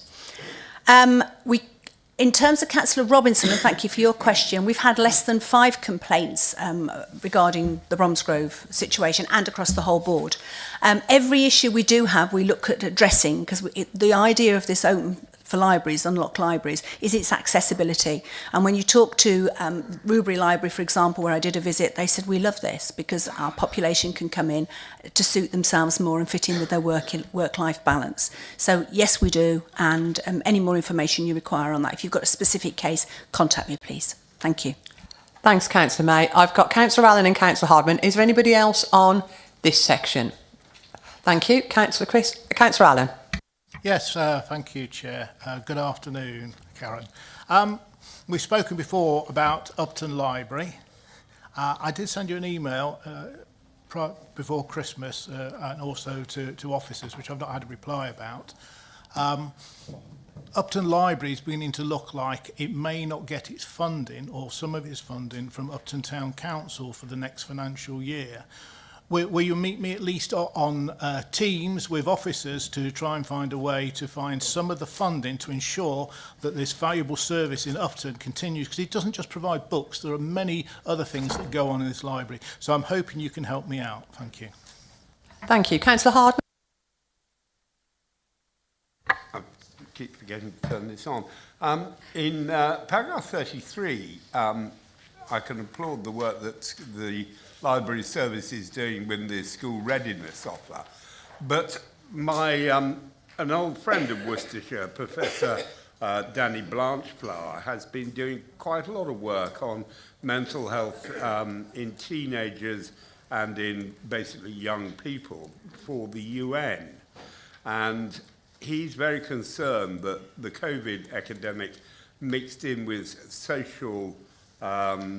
the social media that seems to be so prevalent is having an effect. And I wondered whether there is an opportunity for you to work with your cabinet colleague, Councillor Ross, to expand the mental health provision for children on a wider basis through the library network.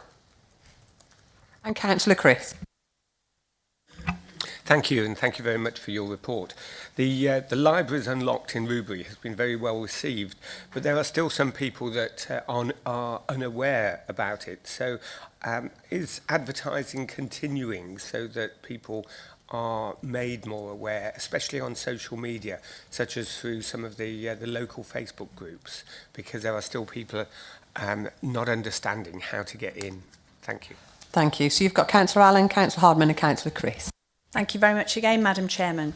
Councillor Allen, my apologies. We are currently working through looking at the finances to make allowances for the potential removal of the support from the Trust, because we want that library. I visited that library with you, as you say. We are working through, it's a wonderful library, great access. So we need, that service needs to be maintained. So the team are looking at that, and we'll come back to you in the short term if we may. Thank you very much.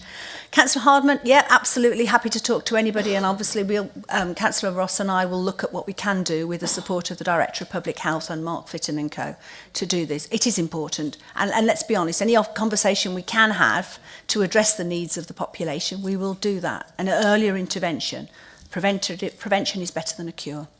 Thank you. Councillor Chris, Rubery Library. Well, I've gone in there 3 or 4 times. In fact, I use the out of hours there because it's very easy for parking when I'm going around doing my divisional work. The librarians there actually promote it very effectively. So if there's any gaps you can see, such as social media, I'm happy to ask the comms team to put something together. But yes, absolutely. But it is the usage figures for Rubery are really high. Thank you. Thank you, Councillor May. Page 60, Archives and Archaeology. Any questions? I have. Councillor Boatwright Green, and I've got, thank you. Councillor Boatwright, are there any others? Sorry, I could only see 2. Thank you, and Councillor Eyre. Thank you. Councillor Boatwright. Thank you, Chair. It's great to see an improvement in our ability to get contracts with our archaeology team there. I know they do fantastic work. Obviously, there's more opportunities as there's going to be more construction. I was a little bit, I had a look at the budget from last year, and it says we're expecting to spend about kind of £1.5 million on this area.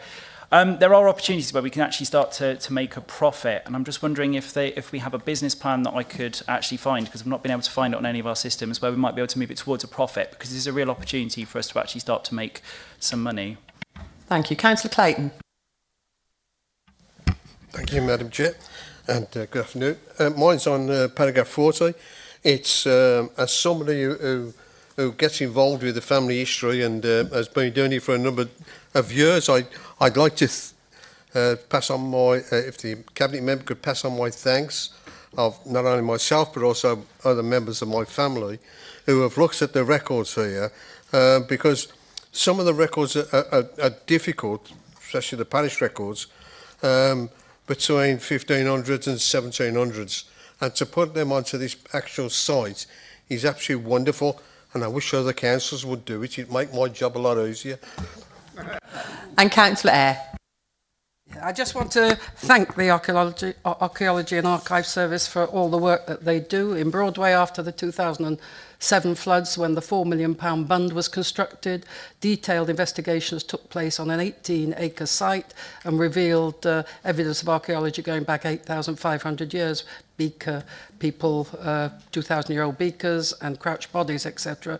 But the important thing for everybody to know here is the current site at Milestone Ground Station Road in Broadway is uncovering one of the most important sites in the West Midlands, 8,000 years of activity, beaker people, Neolithic, Romans, decapitated prisoners, nobles, Anglo-Saxon crouched bodies, grain stores. It's unbelievable. We had the Archaeology Service put on Saturday viewings for people at the site, took everybody. We had over 1,000 people, almost 2,000, I would say.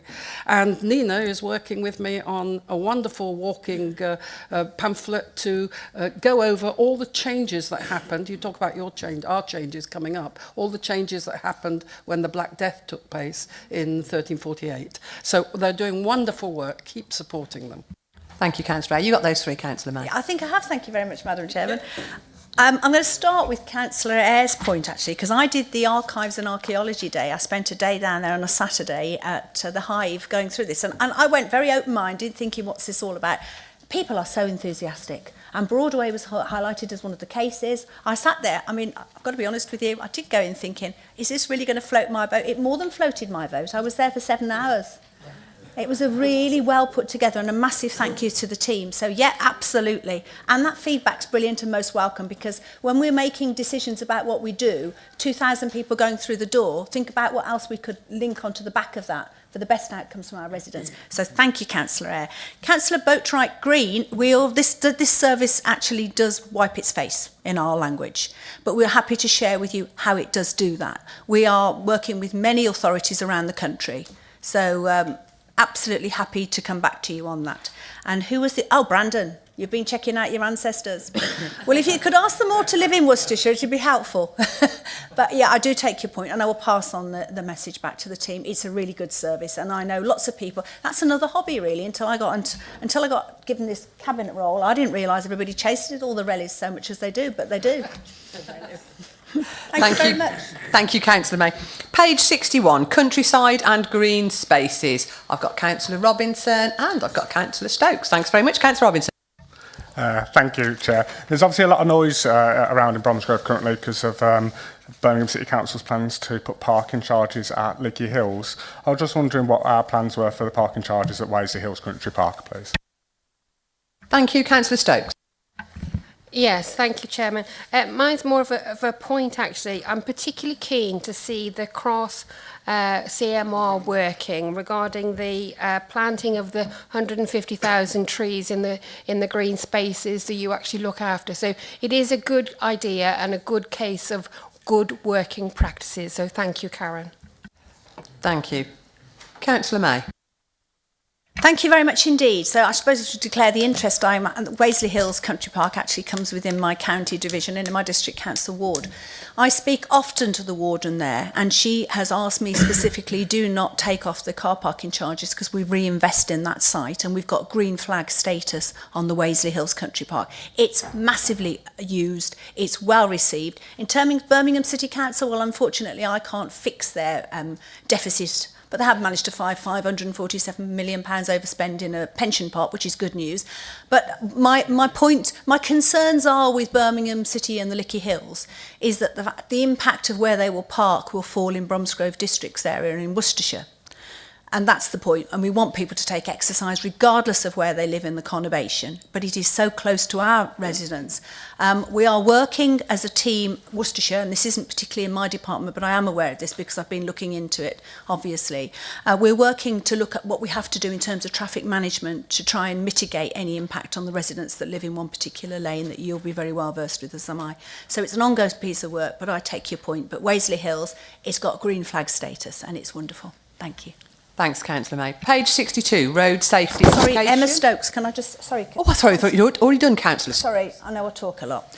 Councillor Stokes, thank you very much. The work on the trees is really good because it's getting people active. Absolutely. And they're out there planting the trees and they're enjoying doing it, and we have queues of volunteers. Thank you. Page 62, road safety education. Just Councillor Jenkins then, thank you. And Councillor Stokes, and Councillor Hardman, thank you. Councillor Jenkins. I've actually got two questions, so if I do my first one, hopefully we'll let other people do theirs. Question is about the bikeability sessions for Worcestershire residents, because I was interested to see it's also, you do them for adults and children that missed out. So just wondering how people can find out kind of where they are, when they happen, and is there a cost for those? Thank you. Thank you. Councillor Stokes, and I'll come back to you, Councillor Jenkins. Councillor Stokes. Yeah, essentially that was the same sort of question as mine. How is the bikeability scheme progressing and how many have we got logged on it? Thank you. I think you can do two birds with one stone there, Councillor May. Councillor Hardman. Yes, Chairman. As the Cabinet member knows, I raised this issue in this room, actually, at an overview and scrutiny session, which sadly she couldn't attend, so we got an officer's answer, which have turned out to be slightly misleading, I suspect. But I would point out, I still think there is nearly a third of the pupils in Worcestershire who are not getting any cycling training or bikeability training. And I understand, you know, that it is funded by government grant, but I'm sure that using her imagination, she could find a way of expanding it possibly a little further so that schools like Overbury, etc., take up the offer. Councillor May. Yes, thank you very much indeed. So thank you to Councillor Jenkins and to Councillor Stokes. In terms of the bikeability, that information is actually on our website. So it's quite accessible. If you have any difficulty, contact me. In terms of Councillor Hardman and his bikeability, I take your point. If you can come up with any other ideas of how we can push this and to move it forward, I'm happy to listen. But we are doing a proactive piece of work, and we regularly go to Corporate and Communities Scrutiny Board, with which Councillor Miller chairs, and discuss this. I'm as keen as you are to make sure that people are safe when they're on their bikes, and particularly younger people on the road. So it is an education piece, it is being invested in, and there are extensive numbers of people, of young people, that take part. If local members have got specific schools they'd like us to reach out to, then we will do that. Thank you. Thank you. Councillor Jenkins. Thank you, Chair. My question is about the road safety education team. So obviously we've got educate children about how to cross the road safely, etc., etc. But as someone who cycles and in the past year been hit twice by a car, but luckily still surviving, what can we do to actually educate drivers, particularly about how to overtake cyclists for starters? I know we can't just go around and go to them and start educating them. I can't keep sending them to the police. But what can we do, maybe through advertising or some way, to kind of maybe just think about pedestrians, cyclists, etc., when you're driving a car? Thank you. Councillor May. Thank you very much. Thank you, Madam Chairman. Thank you, Councillor Jenkins. Having spent 2 weeks outside of school where we had a new puffing crossing installed because the puffing crossing lights weren't quite at the right angle, and proving the point that they weren't, and worked with the educational team, they do a fantastic job. Many of the issues you have in educating the children is bad practice that they've picked up from older adults, dare I say, and it's been preventative and precautionary in your approach. And I take your point about car drivers, but with the change actually in the law and the fact that pedestrians have the right and you should be giving way, that's the narrative we need to be getting out more, I believe. I think a comms piece, we could actually be actively saying, well, we recognise there's space on the road for everybody, but please pay due care and attention when you see people crossing the road or on the road, and a gentle reminder. So I'll take that away. Thank you. Thank you. Page 63, strengthening communities. Nope. Page 63, registration service and coroner service. Councillor Josh Robinson. I can't see anybody else. Councillor Josh Robinson. Thank you, Chair. Just as a recent user of our registration services, I wanted to say that 3 years ago we had an issue with registering birth of my first child, but this time it's gone swimmingly at Bromsgrove, so I just wanted to pass on my thanks to the team. Brilliant. I don't think you need to comment. No, Councillor just May, thank you very much, thank and you. congratulations again on the birth of your second daughter. Lovely. Page 64, resettlement service including homes for Ukraine. Nope. Page 65, museums, Worcestershire. Councillor Denham and Councillor Miller and Councillor Eyre. Thank you. Councillor Denham first. Thank you. Yeah, I've got a couple of questions related to the museum service.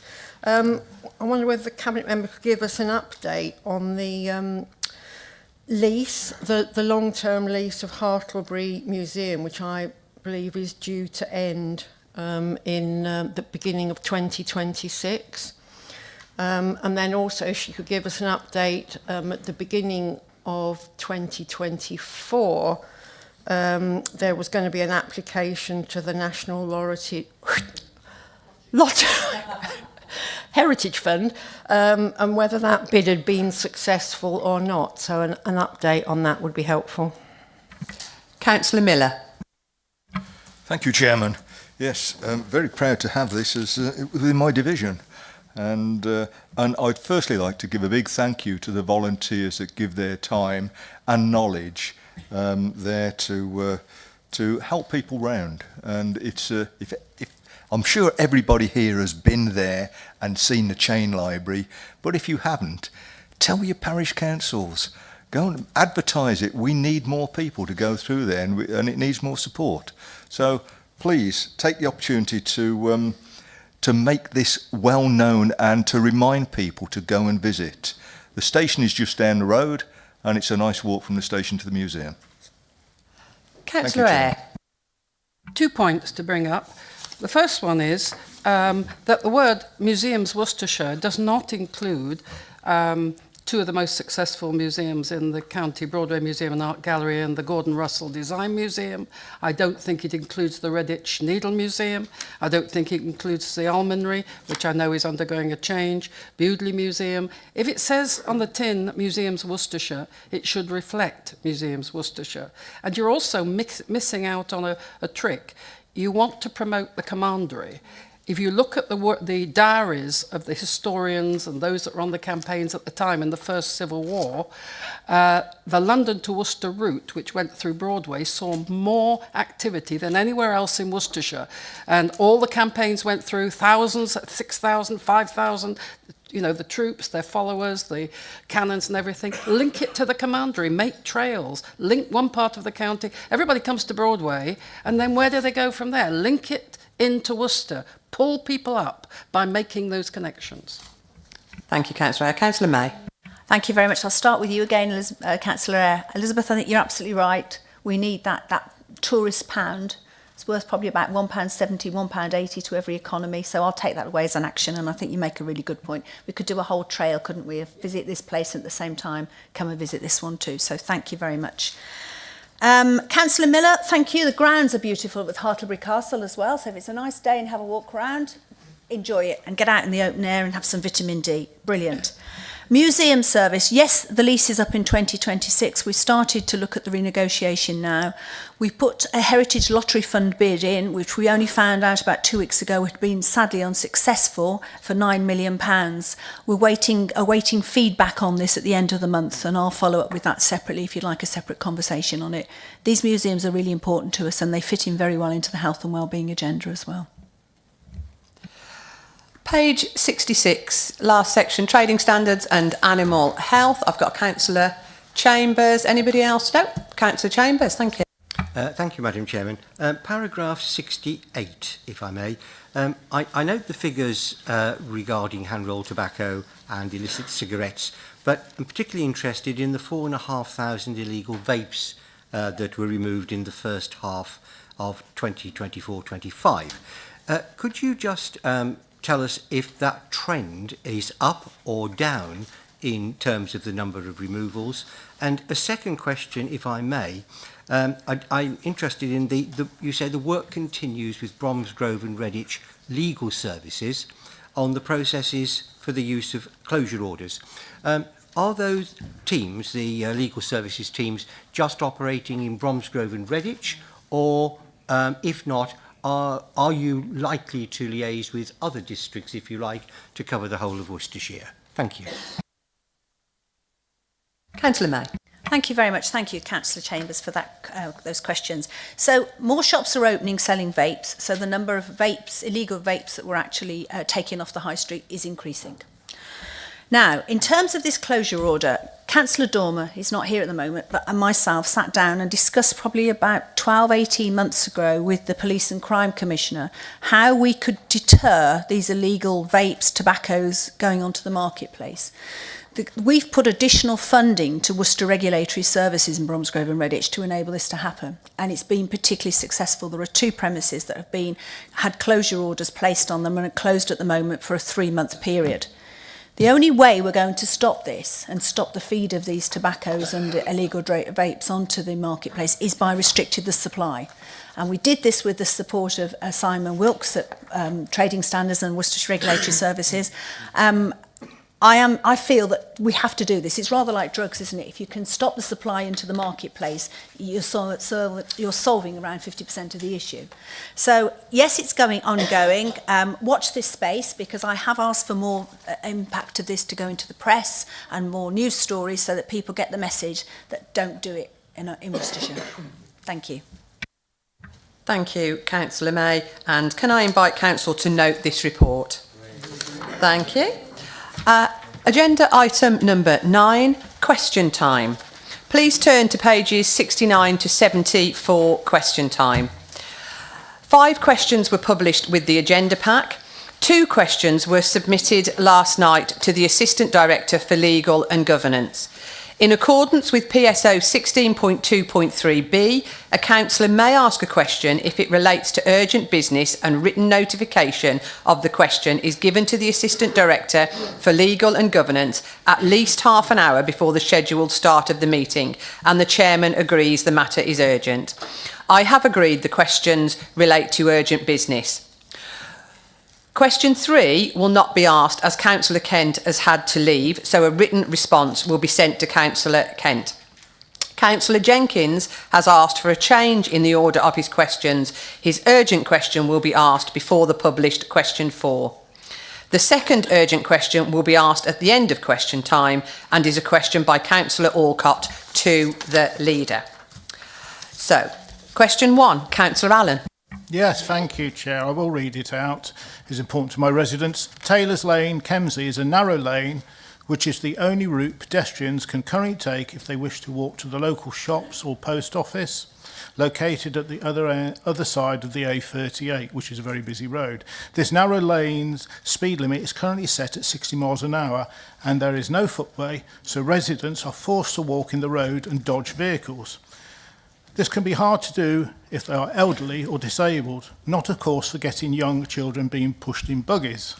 Will the Cabinet Member with responsibility for highways and transport tell me how he intends to make Taylor's Lane in Kemsey safe for the residents who are now moving into a new large housing estate? Thank you. Councillor Bayliss. Thank you. And thank you, Councillor Allen, for your question. The developments currently under construction by Vistry Group and St Modwyn Homes at the western and eastern ends of Taylor's Lane form part of the South Worcestershire Development Plan allocation.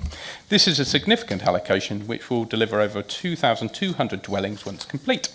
The approved master plan includes the intention to restrict sections of Taylor's Lane to exclude motorised vehicles. The largest portion of this work will not come forward until the future phases of the development are established.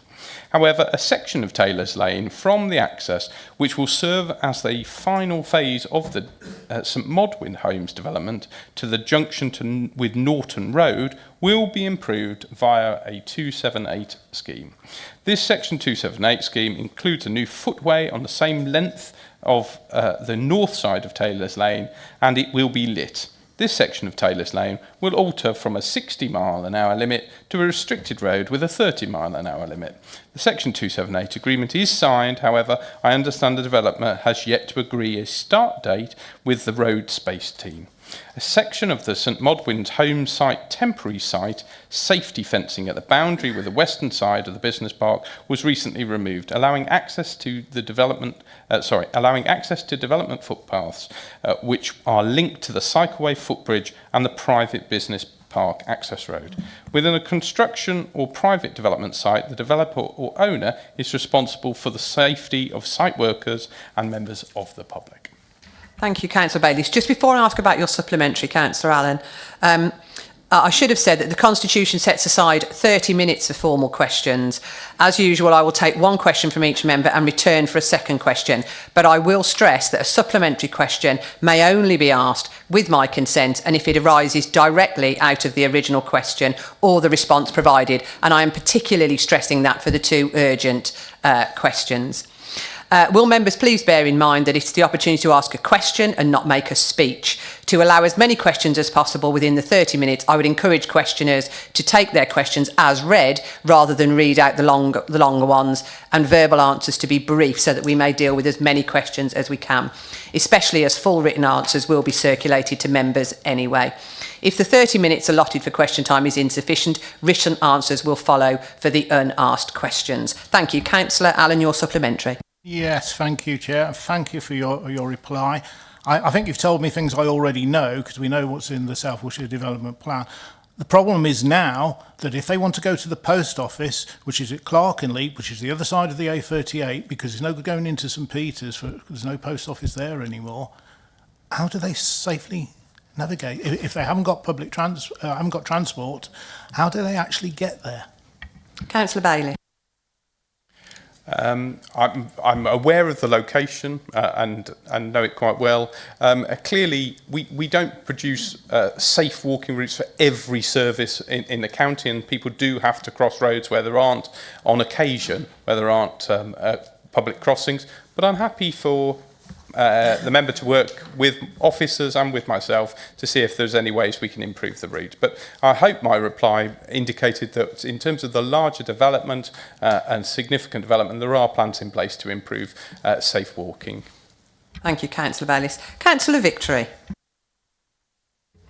Thank you, Chairman. I'll read some of this, but I will abbreviate it in order to get to the end of the meeting. Hartlebury Energy from Waste Plant is working at capacity. At a recent tour of the facility, the management told me that it is unable to accommodate more waste than we already have from the current population. However, the council is committed to producing many more thousand houses with all the resultant waste that this will produce. Can I ask the Cabinet member with responsibility what plans are in process to meet this imminent threat? And I should add that we don't have a single anaerobic digester. Councillor Stoke. Yes, thank you. Thank you, Councillor Victory. As part of the planning and design of EnviroCover, waste tonnages were modelled using the predicted housing growth in both Worcestershire and Herefordshire, therefore allowing sufficient future capacity. In 2019, capacity at EnviroCover was further increased by 30,000 tonnes, taking a total capacity to 230,000 tonnes per year. There is no issue with the capacity at this plant. As housing growth continues to increase in Worcestershire County Council, still encourages its residents to waste less. And had we managed to get to our previous notice of motion, I was going to demonstrate the reasons why we need to waste less. However, we are on a question. So through a number of initiatives collectively known as the collection packaging reforms, central government is aiming to establish a circular economy, reduce waste arising and increase recycling rates. From March 2026, as part of the Simpler Recycling Forums, separate food waste collections need to be offered to all residents. This will remove the element of food waste from the residual waste arisings, which will reduce the volume of waste sent to EnviroCover.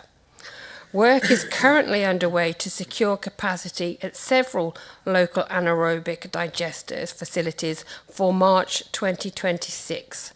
There are a number located near to the county boundary, and central government have commissioned RAP to actually assess the national anaerobic digestion capacity, and they are working to understand the implications for local authorities in those areas where capacity may be an issue. Thank you, Councillor Stokes. Councillor Victory, do you have a supplementary?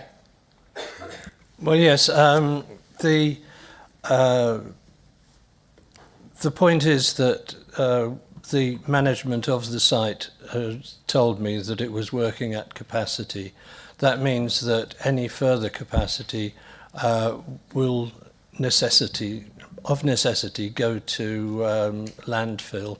The food waste strategy I fully applaud and wait for its delivery, but the time scale is very short, and all these plans will probably amount to enough delay so that more and more waste goes to landfill, which is what I'm trying to avoid. Thank you.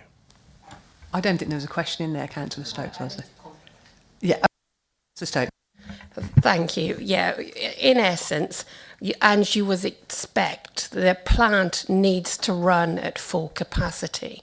And in that instance, the FCC or the contractor is entitled to fill their capacity with non-municipal waste. So it runs efficiently, it runs 24/7, and it therefore powers a lot of the houses in the area.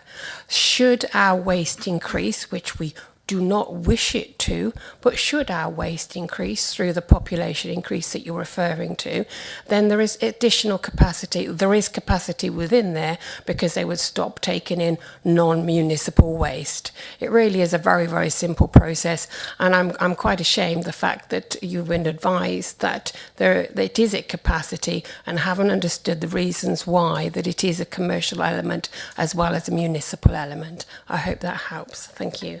Thank you. Councillor Jenkins, I believe you're going to ask your urgent question. Could you read it out because it hasn't been published? Will do. Thank you, Chair. My urgent question is, the Minister for Local Government has said local elections can only be delayed if there is a credible plan for reorganisation. The leader has asked for elections to be delayed so a plan can be created, and 5 out of 6 district council leaders do not support merging with Worcestershire. Does the leader agree with me that there are currently no grounds to delay elections as there is no credible plan? Councillor Garrett. Thank you, Chair. And I actually welcome Matt's question. I know that might surprise him, but it gives me a great opportunity to outline what we're doing. And I'll answer the very detailed points that he asks in there because it's an important topic. But firstly, let me say that obviously the criteria in which the government's going to judge this request is laid out and it's set out in a letter that we got on the 16th of December, so just prior to Christmas. And there were two key things that the two scenarios in which the government were willing to delay elections or asking council to put forward a proposition, and that was if you want to be on the devolution priority programme or you needed reorganisation to unlock devolution in your area and you could submit proposals by May, the full business case. So those are the two scenarios.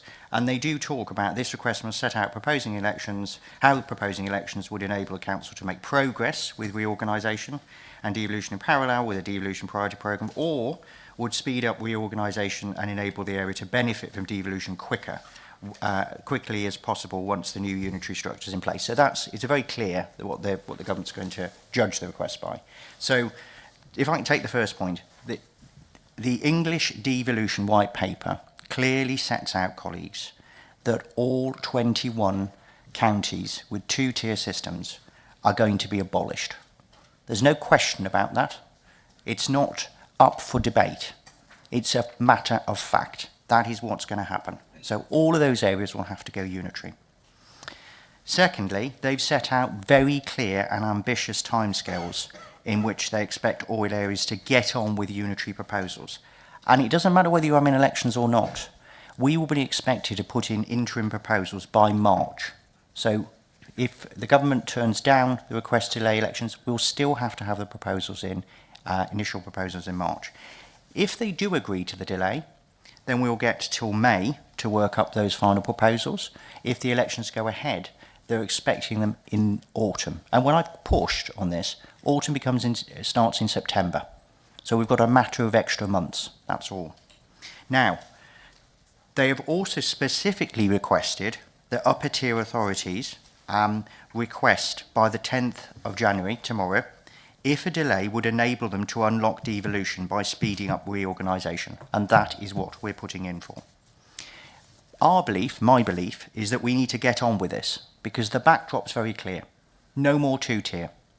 Unitary authorities everywhere. It's not a new or novel concept. There are many unitary authorities, as we know, in existence.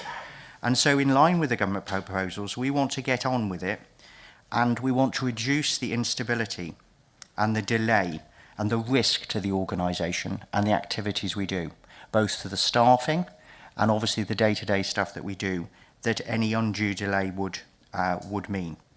Now, case. You talk about what is the case. Well, the government's case is made.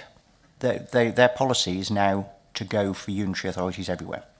So it isn't about making the case for unitary. It's about making our case. And our case has to be set against their criteria. And their criteria is pretty clear, to be fair to the government. They're looking for cases of 500,000 or above with no upper tier limit. So there's no upper limit that they're highlighting. We're 600,000 residents, so we're just above that threshold. 80% of our spend is already at a Worcestershire level. So if you look at the local authorities and all their expenditure across the seven, I think it's about 86% in fact, but 80% is at the upper tier. In terms of the key services, we've already got adults and children's social care, highways, waste disposal, public health, education, I could go on, already organised at a Worcestershire level. We are a historic county. You know, it's very clear what Worcestershire is. It's a clear footprint that people understand. And we meet that criteria. So I think we have a clear case to make to government. Now, in terms of the timeline, we have to make that interim proposal by March, whatever happens. But if our case is accepted, we have to get our full business case in May. And we have to crack on with them. And obviously that's going to mean the focus of the authority needs to be put on that. It has to be put on that anyway, because even if we have a set of elections, we have to get those proposals in by the autumn, come what may. Otherwise, the minister will have power to direct. And I don't think anybody in this county doesn't want to shape. We want to shape our future and not be done to. Now, in terms of elections, Angela Rayner put it very well, actually, this week when she was asked a question. She said it would be ludicrous, that was her words, if elections took place where reorganisation was proposed. She got asked that question, and that's it. You can read it on the BBC article. Ludicrous is the comment. Now, I'm not the government, and I can't delay elections, but we have complied with a request. We've put forward a request as part of this county. We've done it through the governance process as appropriate. And I stand by that, because actually I believe we need to shape our own destiny in Worcestershire. We have a compelling case. We need to make it, and we need to get on with the process. Thank you, Leader. Have you got a supplementary, Councillor Jenkins? If you insist, I would go. Thank you, Chair. Yeah, thank you for the comprehensive reply, Simon. And I agree with much of what you said, that it seems like, yes, unitary is happening. We're going down the line. I think mine and other people's concerns is about the democratic deficit of delaying elections. And I think actually by having elections, you've then got a mandate. There's going to be likely going to be a change of people going ahead. And there certainly is a perception out there that a lot of the reason for delaying elections is fear of losing seats. There's a lot of seats up for grabs in May due to the political changes that have gone on all across the country over the past few years. So I would say my view, I think, the question would be, I'm hoping that the government won't accept our kind of bid to delay elections. I think elections should go ahead, and I think then we can swiftly move on, and I'm sure council officers can work on the plans themselves. I think us having elections is very important. Thank you. Well, I'm happy to answer that supplementary question, because I think it's a valid one, right? Why are we asking for the election to be delayed? Now, the issue is the timescales are very short, colleagues. So we are having elections to abolish ourselves. There is no circumstance in which this council will continue. There's no circumstance in which the district councils will continue. I'm actually all geared up for elections, and I know my colleagues on the Conservative side are too. We've got our candidates in place. We're raring to go. There was no thought in our mind that elections wouldn't take place. But ultimately, we didn't perceive that the White Paper would abolish all districts and county councils across England, all remaining 21. So in that set of circumstance, where all councils are going to be abolished on a very tight timescale, I would just refer you back to Angela Rayner's comments, because I think they're very sensible, actually. She calls it ludicrous to have elections in those circumstances. I don't think I could put it better myself, because the reality is there's a huge cost to elections, and they're for a purpose. We're electing people to represent the area on the council and be able to do things, to set a plan and to implement a set of policies, not to simply abolish themselves. Now, there is lots of precedent for this. In other places where there's been reorganisation, the minister at the time has taken that decision to delay elections, postpone them for up to a year, to be able to bring forward those plans, to reorganise and have elections to the new authority. Then that authority gets on with governing its area. It's able to do things. It's set out a corporate plan, strategic plan for the area, a budget. It's able to actually enact things. I'm afraid this council and many of our district councils, as a result of the White Paper, won't be able to do that long-term planning, because it's very clear what's going to happen. And I think in that set of circumstance, we've got to grasp the nettle and move on, and that's why we put in the request. But I reiterate, it is not for us to make the decision as to whether our elections are cancelled. It's for the government to make that decision. We're not alone. Our neighbouring councils are doing exactly the same. So we're not an outlier. Far from it. Over half of the councils in that situation are making that request. Thank you. Councillor Denham. Thank you. It's my turn already. Worcester City Council used to have a city centre A board policy which was managed and enforced. In August 2019, this council wrote to all districts informing them of a new interim policy which the county council would be enforcing. What enforcement has taken place since the publication of that interim policy, and how many businesses have been contacted for breaches of the policy in the last 2 years? Councillor Bailey. Thank you, Madam Chairman. This policy is linked to the Local Transport Plan 4 and remains in place. Details of the policy are set out on the County Council's website, and I can provide details of that. Although no formal enforcement activity has been undertaken, the placement of A-boards is regularly monitored by Highways Maintenance. Where necessary, informal action has been taken with businesses to ensure that A-boards are appropriately sited. This facilitates our priority of open for business while ensuring that the A-boards do not present a hazard to pedestrians or other users of the footway. Do you have a supplementary, Councillor Dennis? I do indeed, thank you.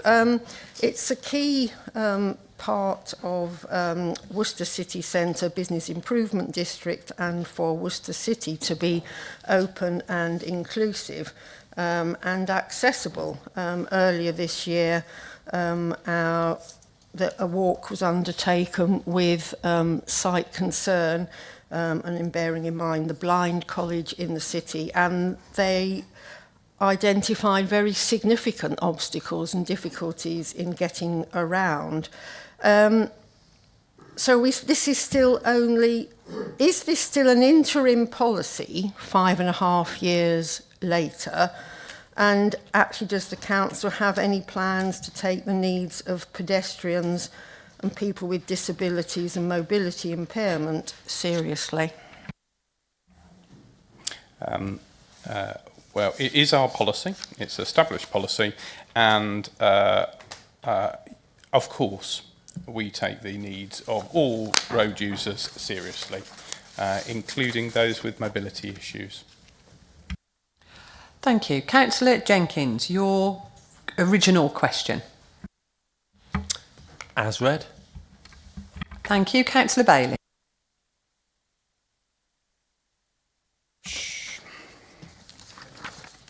The path along the riverbank between Keepax Bridge and Sabrina Bridge was not included in the scope for the new bridge scheme and was therefore not upgraded as part of the project. The path is subject to flooding in this winter period, as it has been ever thus. The riverside path to the north of the bridge is closed on safety grounds due to the collapse of the riverbank. Due to difficult access and the sensitive nature of the site and the substantial costs of reinstatement, works are not considered feasible at this time. Councillor Jenkins, do you have a supplementary? Yes, thank you, Chair. I was just wondering why it wasn't in scope at the time, because obviously a lot of the selling points for the bridge was that it was going to be a good tourist route from town up over the bridge and back again. So wondering why it wasn't and what future plans there are to fix it, obviously, when it's above water. Thank you. Councillor Bailey. Why wasn't it included in the original scheme? Because the original scheme was already an ambitious programme, and that the bridge already links, as it does, through to Riverview Close and across there. The Seven Way, which is what you're essentially talking about, is a historic route, has never been paved or at that high level of condition. We would like to look at options in the future, but given that one of the criticisms of the project was that it was already very expensive at that time, we always identified this as something that would be looked at in a further phase of support. Having been, you give me the opportunity to just talk about the fantastic success of the new bridge and walkway, which is amazing, really. And over Christmas I went over it a couple of times myself and saw how many people are using this. And far from the description that I'm sorry to say has been used as a bridge to nowhere, there's an awful lot of people using that new facility. And it was so successful that people who had spent the previous years denouncing it and complaining about it were crying to get involved with the opening of it. But that's how these projects always go. I'm afraid people try and talk them down, not in your party's case, in the majority of cases on this one, I'm pleased to say, but others who were never in favour and all of a sudden very keen to be involved. Councillor Alcott, your urgent question, and could you read it out, please, because it wasn't published? Chair, thank you. Just yesterday, The CEO and leader of this council issued an email to all councillors stating it is now incumbent on us to get on with making the change at pace to seize the opportunity to shape our future, and that for this reason we have put in a request to government to postpone elections scheduled for May. If you can provide detail on which strategic partners you have been talking with, since when, and for how long, and if they have been engaging with you, and if so, what is the plan? Leader. Thank you very much, Chair, and I thank Mel for this question, because actually they work in tandem. The last question was about unitaries, and this is about the next stepping stone, of course, because the government's aspiration isn't just about unitary councils, it's about devolution, and they've set out their view of strategic authorities. Strategic authorities being over 1.5 million population with a directly elected mayor at the top level of devolution. And the menu, if you like, of devolution is very clear. What you have to do if you want devolution in your area. And therefore, rather than the old government's approach, which was about deal making, you know, there was a conversation. It's a more of a levels. What level of devolution do you want to go to? And therefore, if we want to unlock devolution in our area to the most ambitious aims, we'll have to start thinking about devolution on a wider footprint, because the government's very clear that you can't access those powers that will come along with the top level of devolution unless you engage, and money and resources, and actually important things like a strategic plan for your area. So one of the things we've got to do, and this comes back to our request, is we've got to get on with unitarising Worcestershire. And the reason we've got to do that is the building block for a strategic authority.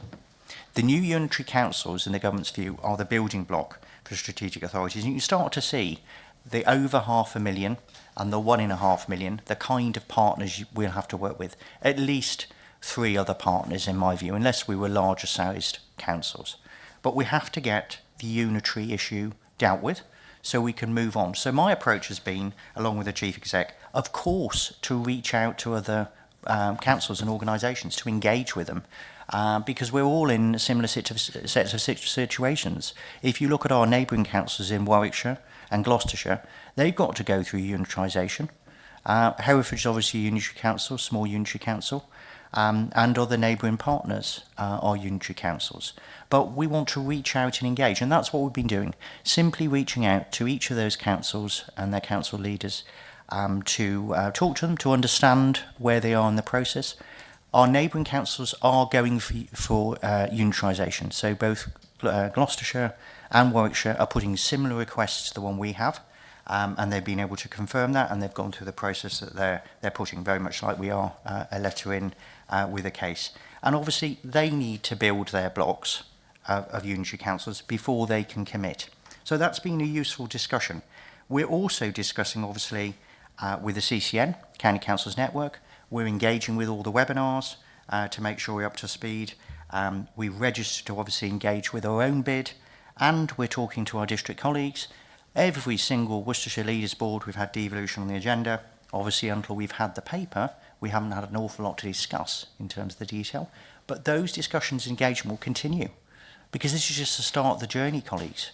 So, of course, we need to engage with people. We're doing that, and we'll continue to do that on a regular basis as we move through the process. Thank you, Leader. Councillor Alcott, do you have a supplementary? Chair, I do. My understanding is that Malvern, Redditch and Wychavon districts and Worcester City are not in support of being undemocratic and cancelling the May 2025 elections, and do not want to see a botched, rushed, ill-thought-out unitary for the residents of this county pushed through in the first tranche. Instead, a proposition that is democratic, fully consulted on and fully considered.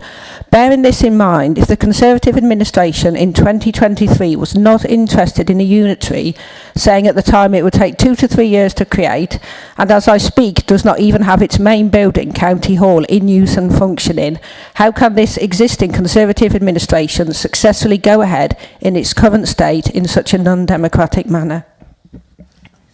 Leader. I think you'll need to consult the government, because your partners, because they've set out a very bold and ambitious plan in the English devolution white paper, and therefore they're asking councils up and down the country to get on with it. and councils up and down the country are, of all persuasions. Not just Conservative authorities, but other people are having to get on with it. So I say to colleagues, we don't make the weather. We don't set the law. The government set the criteria and they've set the policy. Our job is to make the best out of this for Worcestershire. And in my view, that's about engaging with this process, seizing the opportunities it has, and fashioning the best set of circumstances for Worcestershire. And that, in my view, passionate view, as a Worcestershire person, I've been born here, I've grown up here, I've got the pleasure to lead this county council the last 9 years. I've been a two-tier, two-hatter for many years, been involved for 25 years. It wasn't our plan to bring on this, but we have to respond to the circumstances in which we all find ourselves. And that is to get on with the job of creating a sustainable unitary council for Worcestershire, one that can withstand the shocks that we have, all the issues in terms of budgetary pressures, all the demand-led pressures. And that's why the government's very clear, and I do agree with them, that you have to have a clear view and a clear number. And that number's 500,000 or above. That's what they're looking for. We're 600,000. So I think it's eminently sensible we put forward our plan. It doesn't stop other people having engagement with that. But we will be making a very strong case, colleagues, for a Worcestershire Unitary Authority. Point of clarification, please, Chair. Yes, Councillor Sorry, there was a lot of use of we and our in those answers about unitary.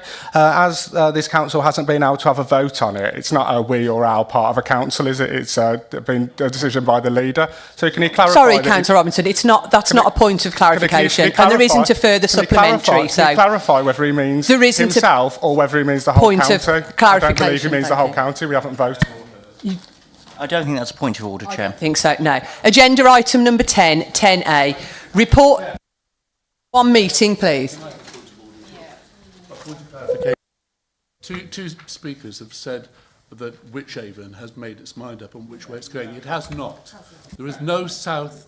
There's no Thank south you. of Worcestershire yet. Councillor Morris, we've had the question, we've had the supplementary. Agenda item number 10A, reports of committees, Audit and Governance Committee. Please turn to pages 71 to 76, and I will invite Councillor Nathan Desmond, the Chairman of the Audit and Governance Committee, to present the report, and then I will invite the Council to note this report.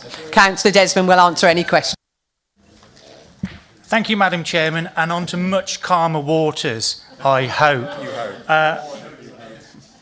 It's a straightforward report, Madam Chairman. I don't propose to hold members longer than necessary. I formally move that we note the report as printed and just say that excellent news, we managed to get our final accounts signed off by Grant Thornton before Christmas break, which was the 18th of December, with a unqualified opinion, and I believe we were only one of 4 or 5 top-tier authorities in the country to do this, so excellent result. And I'd just like to put on record my thanks to Phil Rook and his finance team for their excellent efforts and dedication. Thank you, Madam Chairman. Thank you, Councillor Desmond. Any questions for Councillor Desmond? Thank you. Are we happy to note the report? Yeah, note report, thank you. Noted, thank you. Agenda item number 10B, reports of committees, Pensions Committee, summary of decisions taken. Please turn to pages 77 to 82, and I will invite Councillor Elizabeth Eyre, the Chairman of the Pensions Committee, to present the report, and then I will invite the Council to note this report. Councillor Eyre will take any questions. Councillor Eyre. I present my report. Unlike the audit and governance, ours is never a straightforward report, always complicated. Lots of interesting information in there, but once again, if you turn to page 79, you'll see the open consultation on Fit for the Future. Once again, the government is making decisions to, if you like, take a swipe at getting hold of the money in our pension funds, let others make decisions on our behalf, but leaving us with the risk. Not something I'm very keen on at all. We march forward with our partners, the stakeholders, to learn more of the timeline and what decisions are going to be taken on the 7th of February. But there's an awful lot going on in the area of pensions. So I just present this report and will answer any questions if there are any. If they're too complicated, I'll do it by a written answer. Thank you, Councillor. Are there any questions? No. Thank you. Then I invite Council to note this report. Thank you. Agenda item number 10C, reports of committees, Planning and Regulatory Committee, summary of decisions taken. Please turn to pages 83 to 84. I will invite Councillor Ian Hardiman, the Chairman of the Planning and Regulatory Committee, to present the report, and then I will invite Council to note this report. Councillor Hardiman will answer any questions as necessary. Thank you, Madam Chairman. Report as printed. Thank you. Are there any questions for Councillor Hardiman? Thank you very much. That ends the meeting. Thank you all for your, I was going to say good humour, but I'll just say attendance today. Thank you.